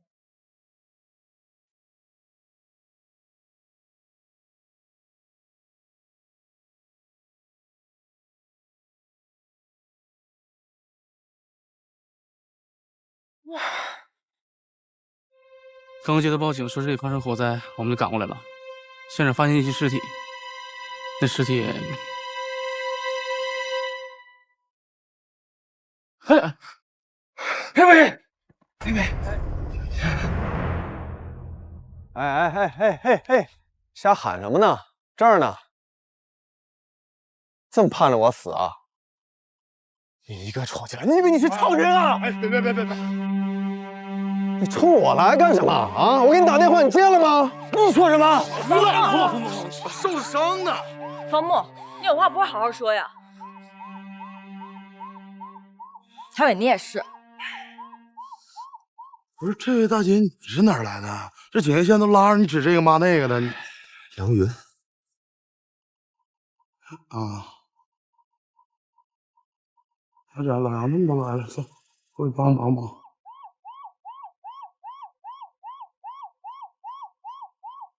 你没事吧？我死不了。你不会每次都这么走运？行了，这不是没事吗？台伟，你也是，你以后这脾气得改改，别老这么冲。你说你这是没事儿，你要是有事儿呢？知道。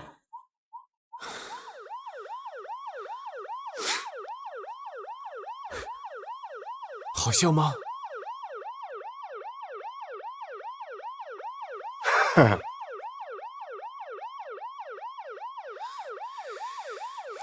你下次别一个人。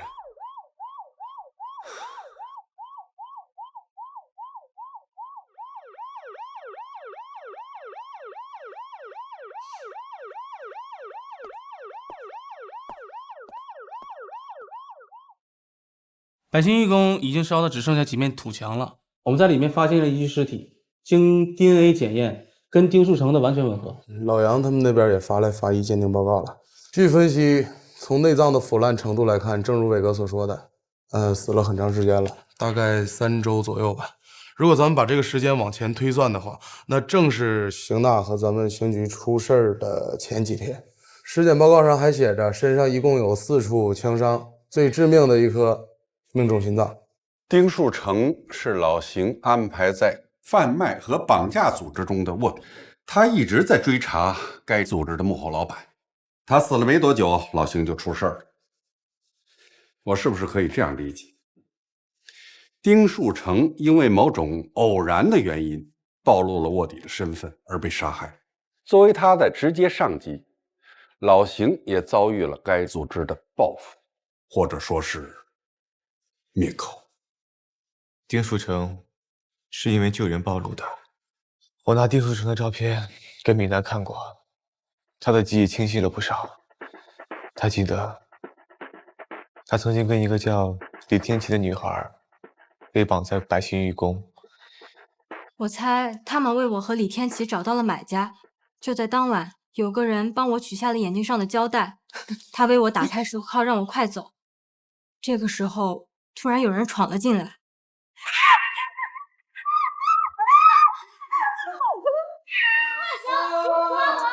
你别管我，快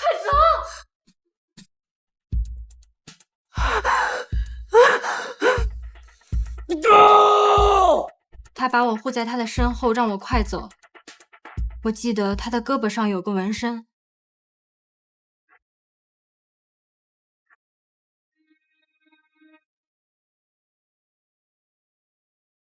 上车。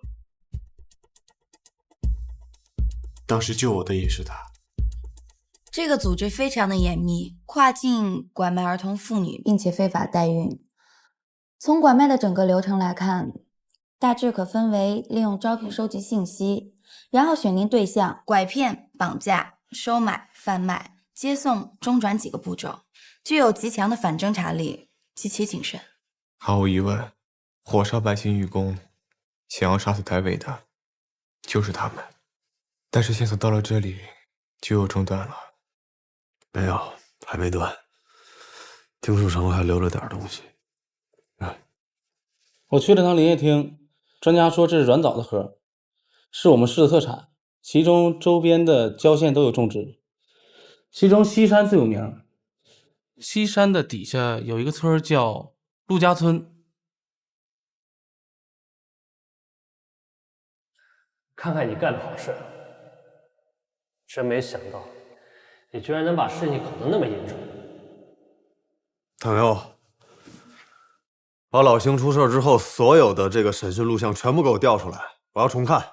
谭警官，我劝你呢，就别不是，换。我还是有脑子，我怎么敢？这个也不是，还有没有啊？啊？没有了，台队，你要的已经全部在这儿了。雷哥，你不会记错了吧？不会，我听过他的声音，这一点我可以确定，而且应该就是在这几天审讯的过程当中。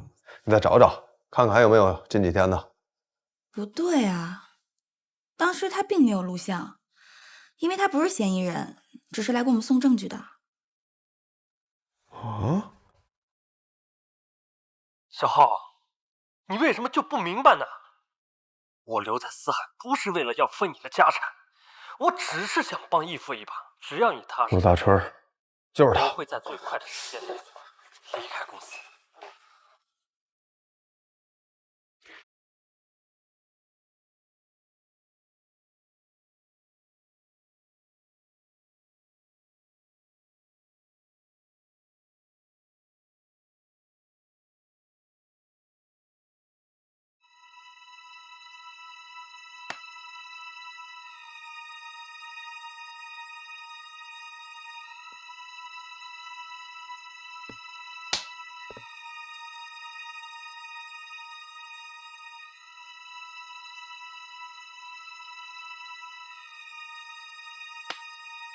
看看你干的好事，真没想到，你居然能把事情搞得那么严重，杀了个卧底不算，真到了非要杀台伟的地步吗？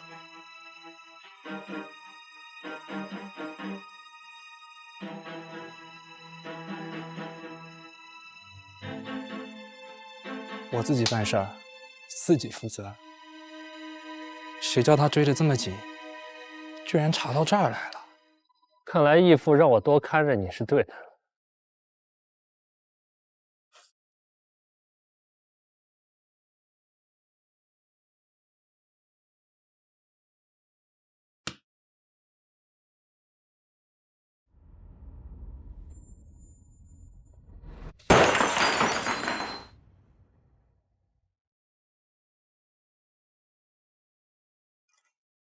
杯子我有的是，摔坏了我可以再买一个，可你的命就只有这么一条，摔没了可就真的没了。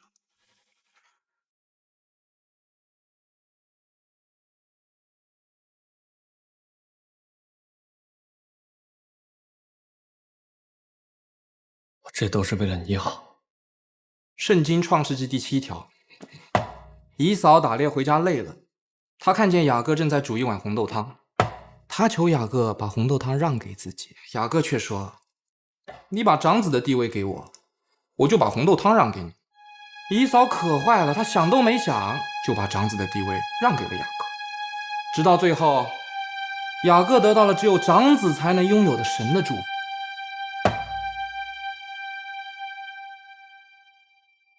他看着还是凡人的以扫说：“我这是为了你好。2年前，我爸把你从那破山村里面接了出来，现在我打完猎回家了，你却端出一碗红豆汤给我。哎，你说，我是该喝呢，还是不该喝？”小浩，有些话我已经不止一次跟你说过了。义父让我来帮你，一定有他的道理。等你走上正轨，我会尽快的离开集团。言归正传，这次卧底被你杀了，局长被你办了，就连台委也差点被你干掉。但是有一点关键我不明白，你为什么要绑架邢娜？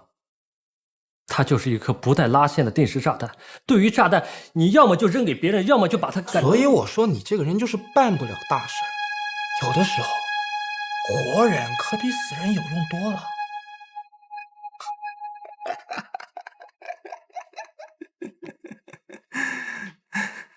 你只有这么恨辛之森？当年是他亲手把我送进了监狱，让我……你说，作为一个男人，最应该觉得痛苦的是什么？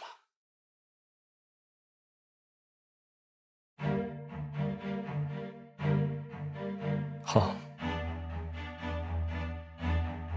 我最后一次提醒你，你要清楚一点：百姓玉宫出事以后，下一步他们就会查到龙尾洞。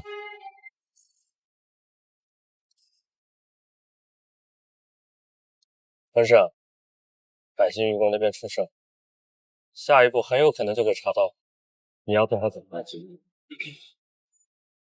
唉，这个陆大春啊，是梁四海的义子，从小就被收养。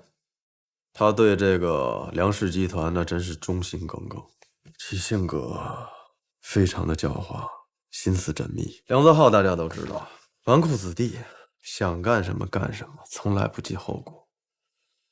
他经常让陆大春去给他擦屁股。台委脑海里的声音，再加上丁树成胳膊上意义含糊的纹身，靠这些定他们的罪还远远不够。但有一点可以肯定，咱们的对手非常的残忍凶悍，而且具有极强的反侦查能力。哎，方墨，你怎么看？这个陆家村的确很有问题。编辑，事情是这样的，前2天负责跟踪的同事啊，回来给我们带来这么个信息：那天陆大春开车刚刚离开本市，就回到他的老家陆家村了。这陆家村在外面我传的挺神的，几年前还是国家贫困村，但是就用了这短短的几年时间，就变得让整个村子富起来了。说搞什么特色产业，你说一个穷山村哪有什么特色产业？要是真有，那都早些年干什么了？说的有道理，这可能是个大笼子，咱们得谨慎对待。哎，太太，我看咱们接下来的工作方向和侦破方向都放到陆家村，争取能捋出一个线头来。编剧，我想提醒一句，教化杀人组织紧靠着我们的步伐，贴着社会热点寻找被害人。秦娜这个案子的真凶将会成为最大的社会焦点，所以我们必须得做好准备，在破案的同时，一定要防止教化厂抢在我们前面。那你的意思？在接受陆大春和梁子浩调查之前，还有进入陆家村之前，我们必须先把陈哲控制起来。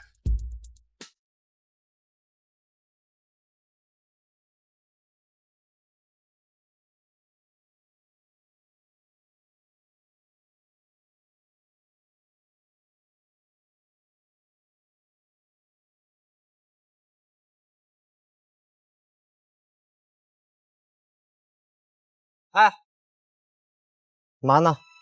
哦，起来了，起来跟香玉举动。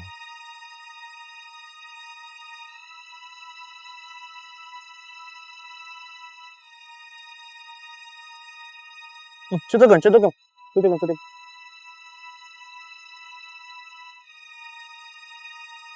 注意安全，别疲劳驾驶。是的，是的。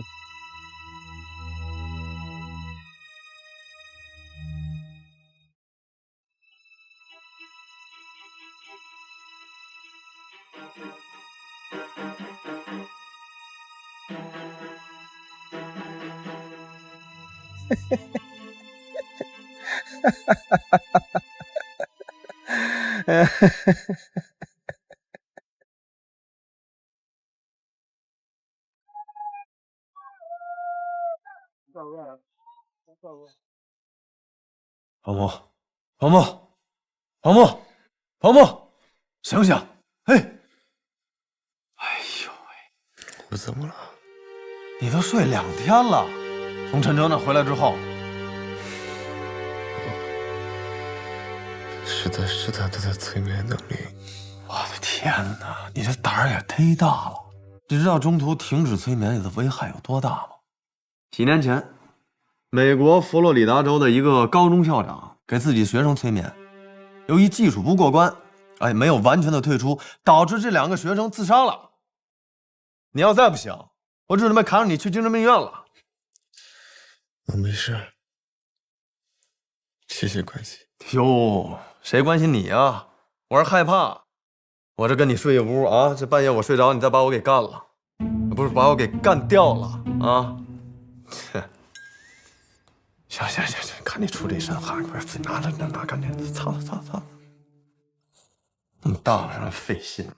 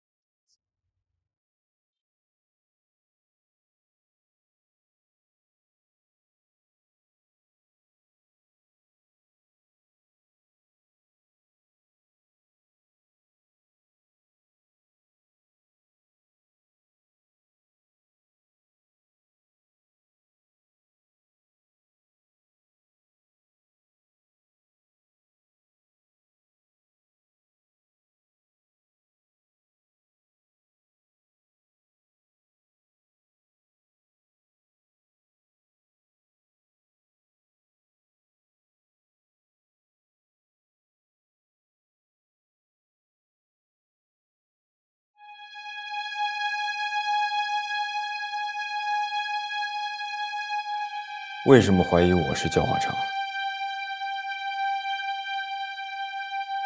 还记得那个记者吗？记者，玩具熊里的申宝强，他有一个职业习惯，随身携带一个隐藏的录音设备，在里面，我们找到了一段催眠录音。我们找遍了绿藤市所有的催眠师，发现他们的行为习惯及催眠方式大致一样，也包括你。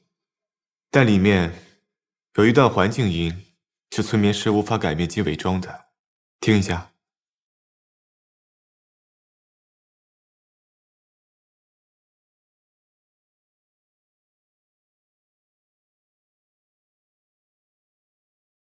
快了，快了，快了！就是你刚才这个动作发出的声音。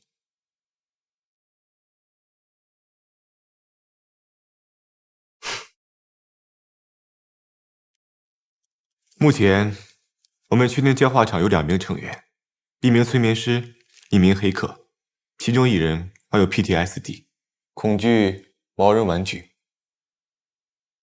我能问一下，你的这里为什么没有小熊维尼花样的抱枕吗？你不觉得那个款式跟我其他的抱枕很不搭吗？那催眠师，你应该当之无愧了。我还是那句话，你有证据吗？我现在不需要证据，需要的是你的48个小时。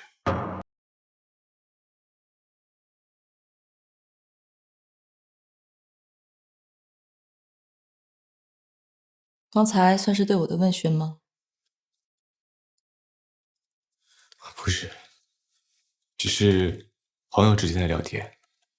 问询的事情，他也会找你。能告诉我，到底为什么抓陈哲吗？我不相信他会犯罪。我是警察，我只相信证据。可是你并没有证据，你相信的是你的直觉。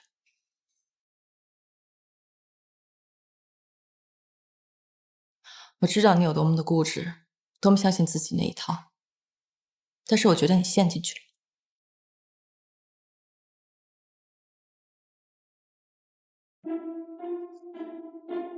你好神。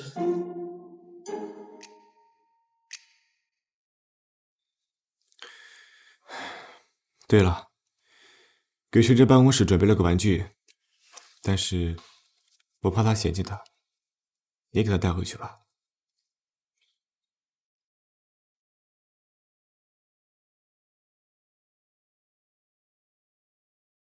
是够难看的。下次再买这种东西，记得叫上我，我帮你挑。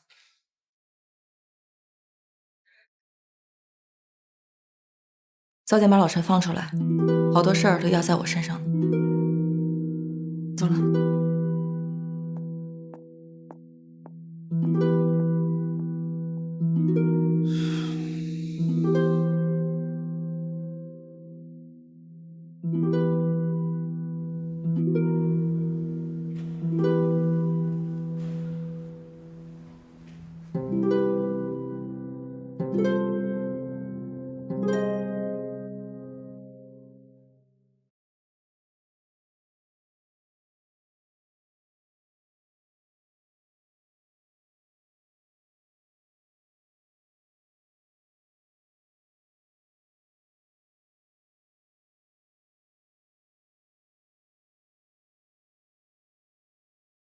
你说现在抓捕陈哲有什么意义啊？就为保护那个绑架邢娜的真凶？也不仅仅是为了保护他吧？方木有时想什么吧，我也弄不清楚。不就算抓他，也只能拘禁他48小时啊。没错，所以我们要在48小时之内把案子破了。那这都啥时候了？那赶紧出发呀！方木还没来呢。他已经出发了。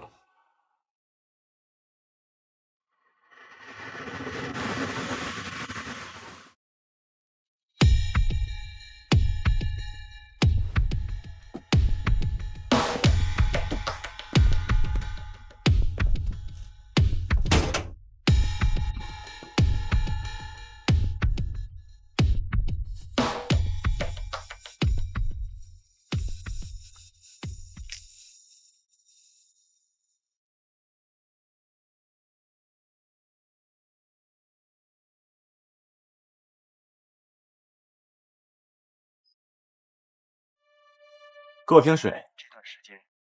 矿泉水还是可乐？就那个吧。6块。好。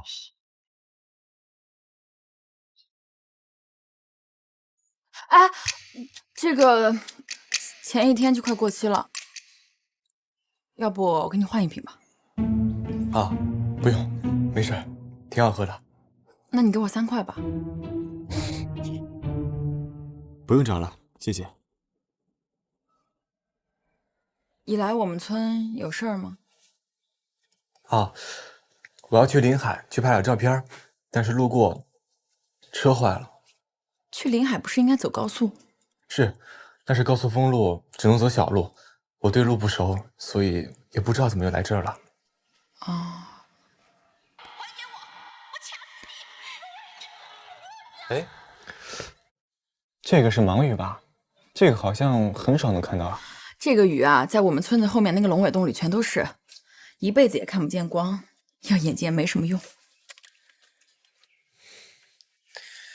那你把它放在外面，是想让它长眼睛吗？我就是养着玩儿。这个鱼很可怜的，它命这么长，一辈子什么东西都看不见。哎，你们这没网也可以看剧啊？这个村长给我们的时候就有了呀。网，网是什么？互联网啊。啊，那是不是有了互联網就可以找到我弟弟？哟，海燕儿，有客人呢。嗯，他车坏了。车坏了，我帮你看看吧。哎，不用，我那车咋了？你还不相信我啊？啊，不是，有人帮忙当然好事。得嘞，放心吧，等着。谢谢啊。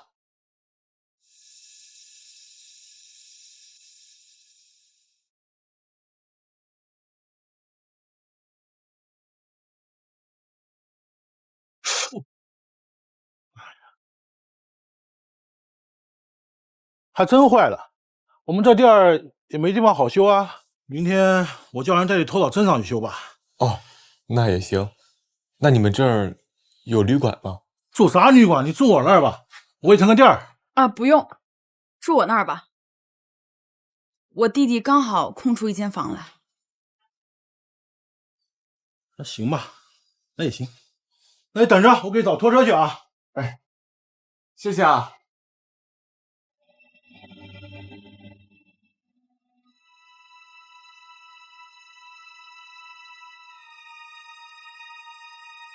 喂，春哥。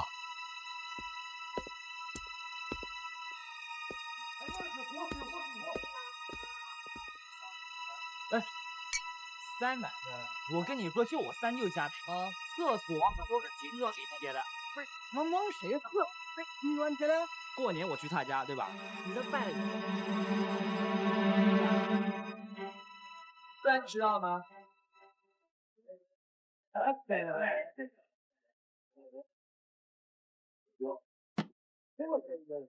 哎，哥们儿，恭喜掉了！不要了，送你了。啊？送你了。我跟你写温情跟他一起。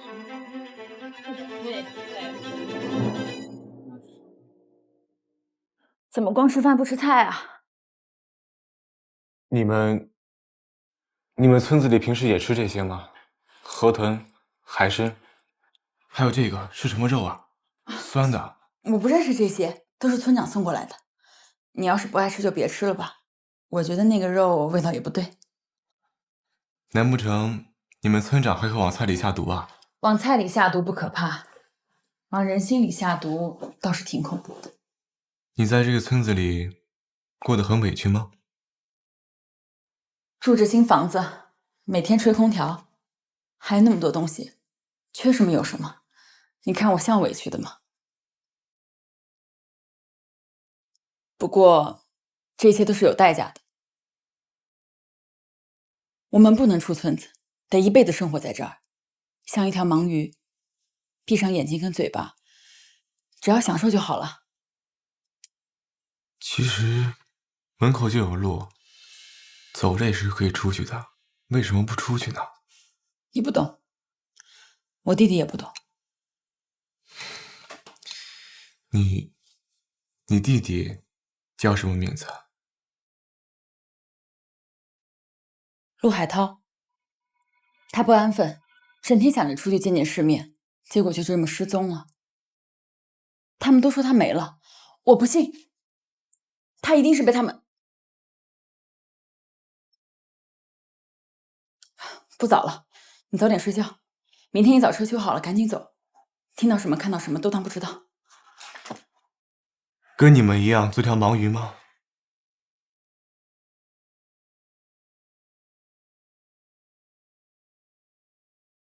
我弟弟走的时候跟你说了一样的话，你可以帮我一个忙吗？帮我找找我弟弟。但是你要先告诉我，他们是指谁？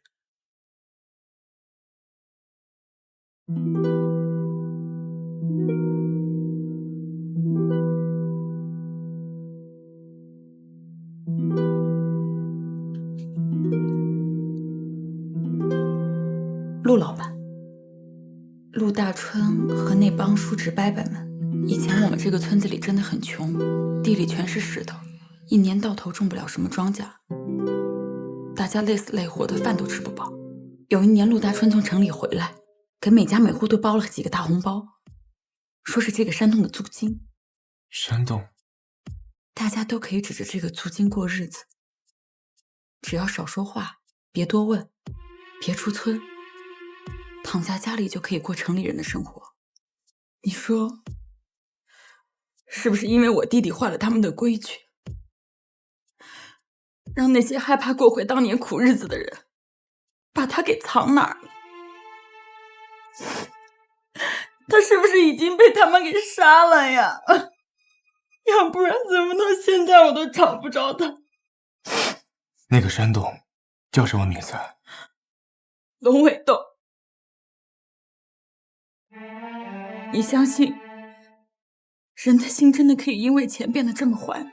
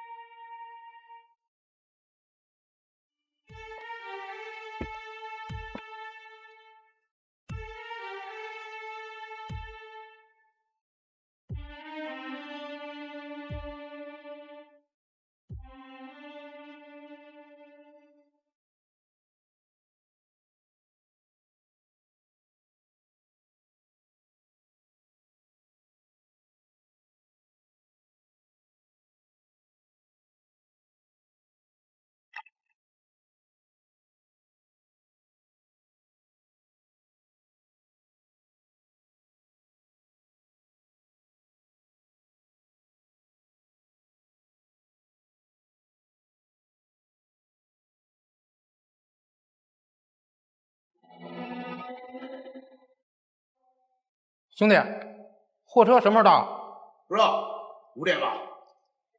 时间还早，眯会儿来干一个，来干一个。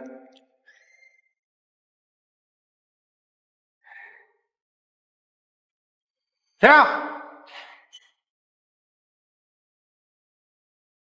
谁啊？操，蝙蝠啊！没事，眯会儿吧。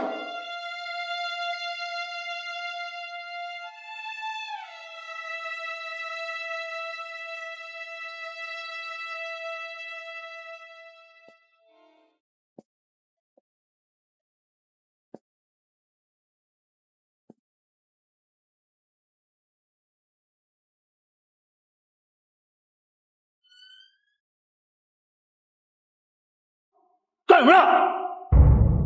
现在鬼都不知道。这里面是不是有个女孩？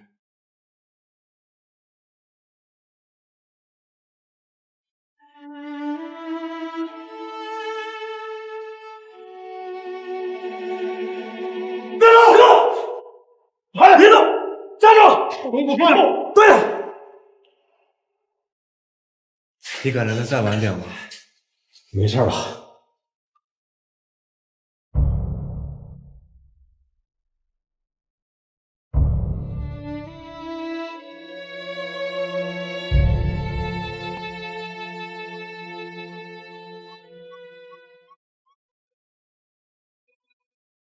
大哥，救我啊！走，救我！文士，怎么了？我不知道，救我！走，救我！等着我啊！方面警官，我陆大春。方面警官，你好。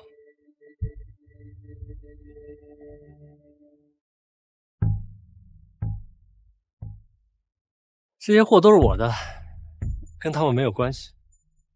你说的货是人还是猫啊？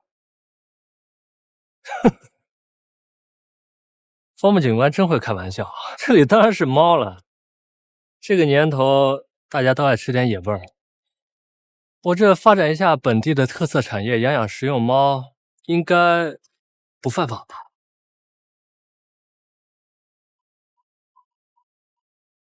有什么发现吗？人的头发或者脚印？里边全是潮湿的石头，不可能有脚印。再说猫毛也太多了，没发现头发。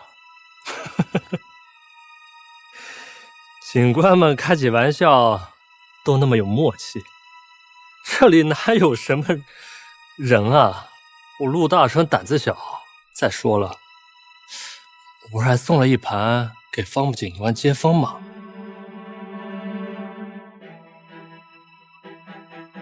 走，留队。慢走不送。差点忘了，也得跟我们走。不，我能不能上去啊？这废话。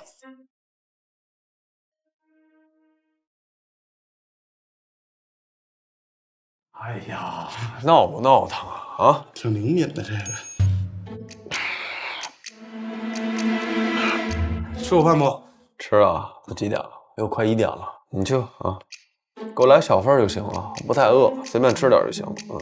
就别加肉了啊，来小份，来一点点胡椒粉。怎么了？啊？你去不去啊？鸡贼呀！我干啥？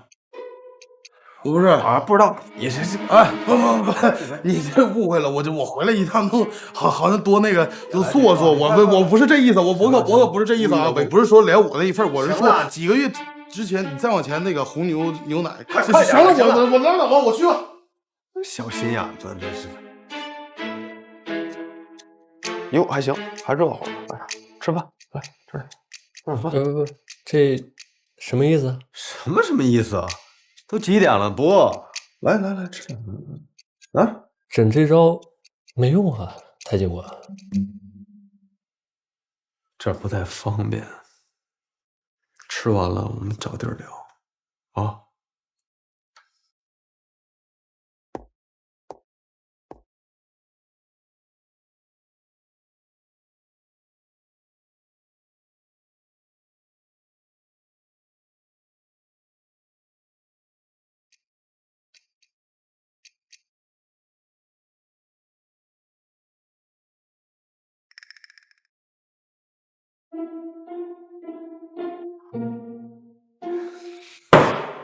你以为我不担心邢大吗？你少来这套！我告诉你，这事儿我负责，我才是刑队队长，陆大春绝不能放。我会向编剧汇报的，爱找谁找谁，跟我没有关系，随你便。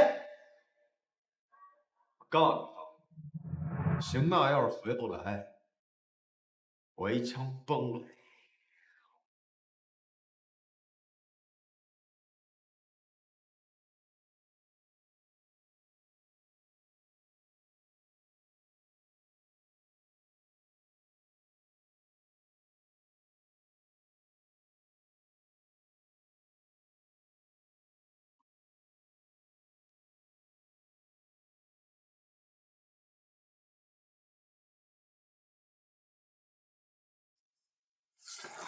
猫王啊，你可以走了。我可以走了？这事还用我说第二遍吗？这手下把车都开进来了，你要愿意留着吃面，这还有新的，看。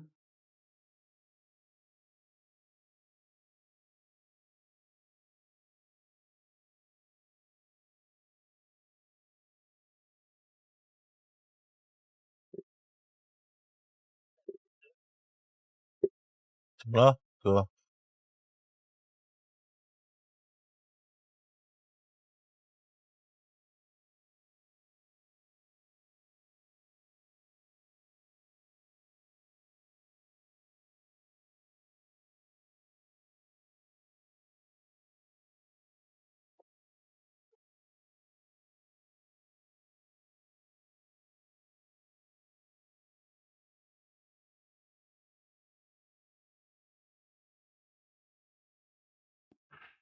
大哥，被抓了。龙伟洞之前被带进去的，该处理的都处理完了。但是这次警察局对陆大春那儿特别的奇怪，空调吹着，盒饭吃着，像对待自己人一样。丢了的那2个货查了吗？查了，一个叫李天琪，死在了暗河的下流，尸体应该被警察带回去尸检。另一个叫米南，目前还没找到。哥，我觉得陆大春那边的反应有点不对了。之前说好的由他来关闭城湾宾馆当晚的监控录像，但他到底是关还是没关？哼，只有他心里最清楚。而且最关键的是，之前安插在陆大春身边的警序啊，就是城湾宾馆的那个保安，这2天也消失了。我曾经查到陆大春给了他一笔钱，你说该不会是陆大春把他给收买了吧？然后把监控录像放到自己兜里。哥，能昧我的比能害我。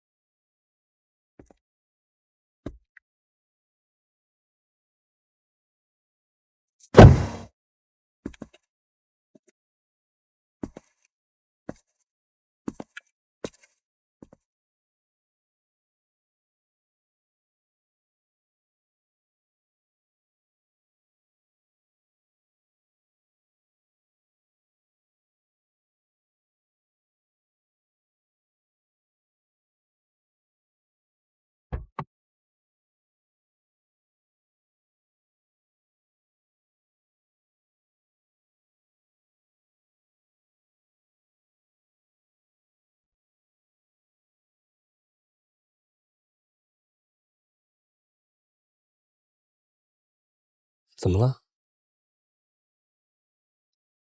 邢娜是我妹妹。我唯一的妹妹。我希望她这一生平安无事，我也希望有人爱她，有人关心她。但是我现在都不知道她关在哪。陆大春，我只希望邢娜能够完好无损的回来。蔡警官，你的话我不太明白。我知道邢娜在你和梁子豪的手上。既然已经到了这种地步，我向你保证，只要邢娜能够安全的回来，我保你一条命。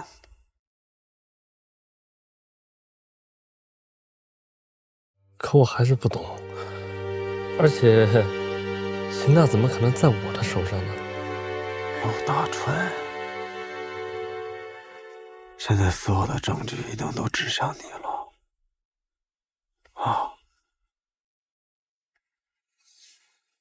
你有什么证据啊？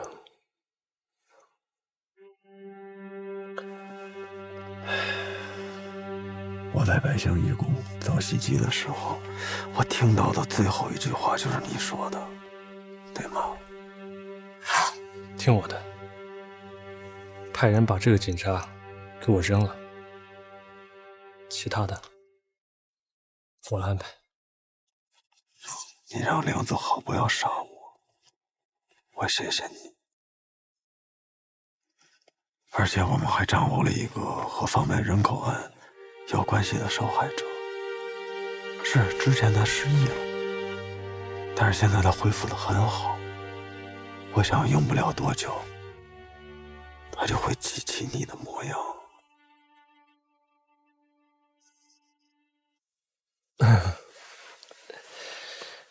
可这并不能说明什么吧？啊，蔡警官，你刚才说的那什么玉宫，我觉得你可能是听错了。哦，对，还有你那个所谓的受害人，他也有可能是在大街上撞见过我。像你们这些脑子受过伤的人，记错点事儿，应该很正常吧？我再说最后一遍，只要邢娜能回来，我保你一条命。我甚至可以帮你把所有的罪名都推到梁德豪身上。这样一来，你想想，整个梁氏集团就是你一个人的。但如果邢娜回不来，我一定亲手弄死你。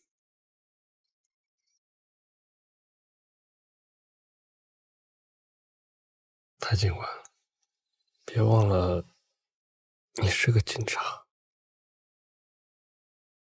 对付你们这帮流氓，我就得比你们这些流氓更流氓。我现在可以在这苦口婆心的跟你在这聊，我也可以一转身就一枪打烂你的头。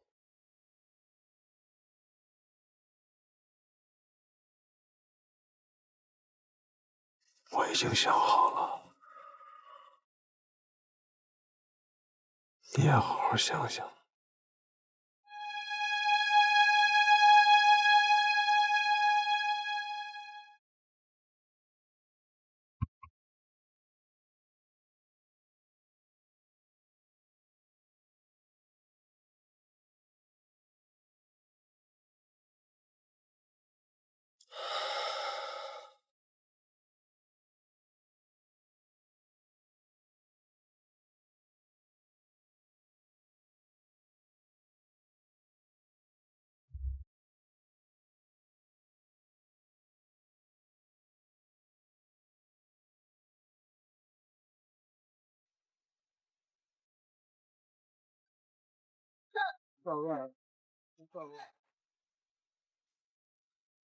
游风雨，他们的祖先在10万年前被水流带到了光线较暗，或者完全没有光线的地下洞穴里。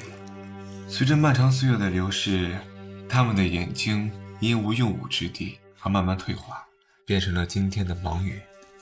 那不会饿死了啊？虽然视觉能力变差了，但是其他感官能力却越来越强，在水中不会撞见其他的物体，捕食能力一点也不差。有点意思。你也挺有意思的。无论我把零食藏到哪儿，你都能找出来。你也厉害。啊？哦，对。来点儿。谢谢。忘了告诉你，这是去年的。我知道，那个我给你留着了，这是你昨儿新买的。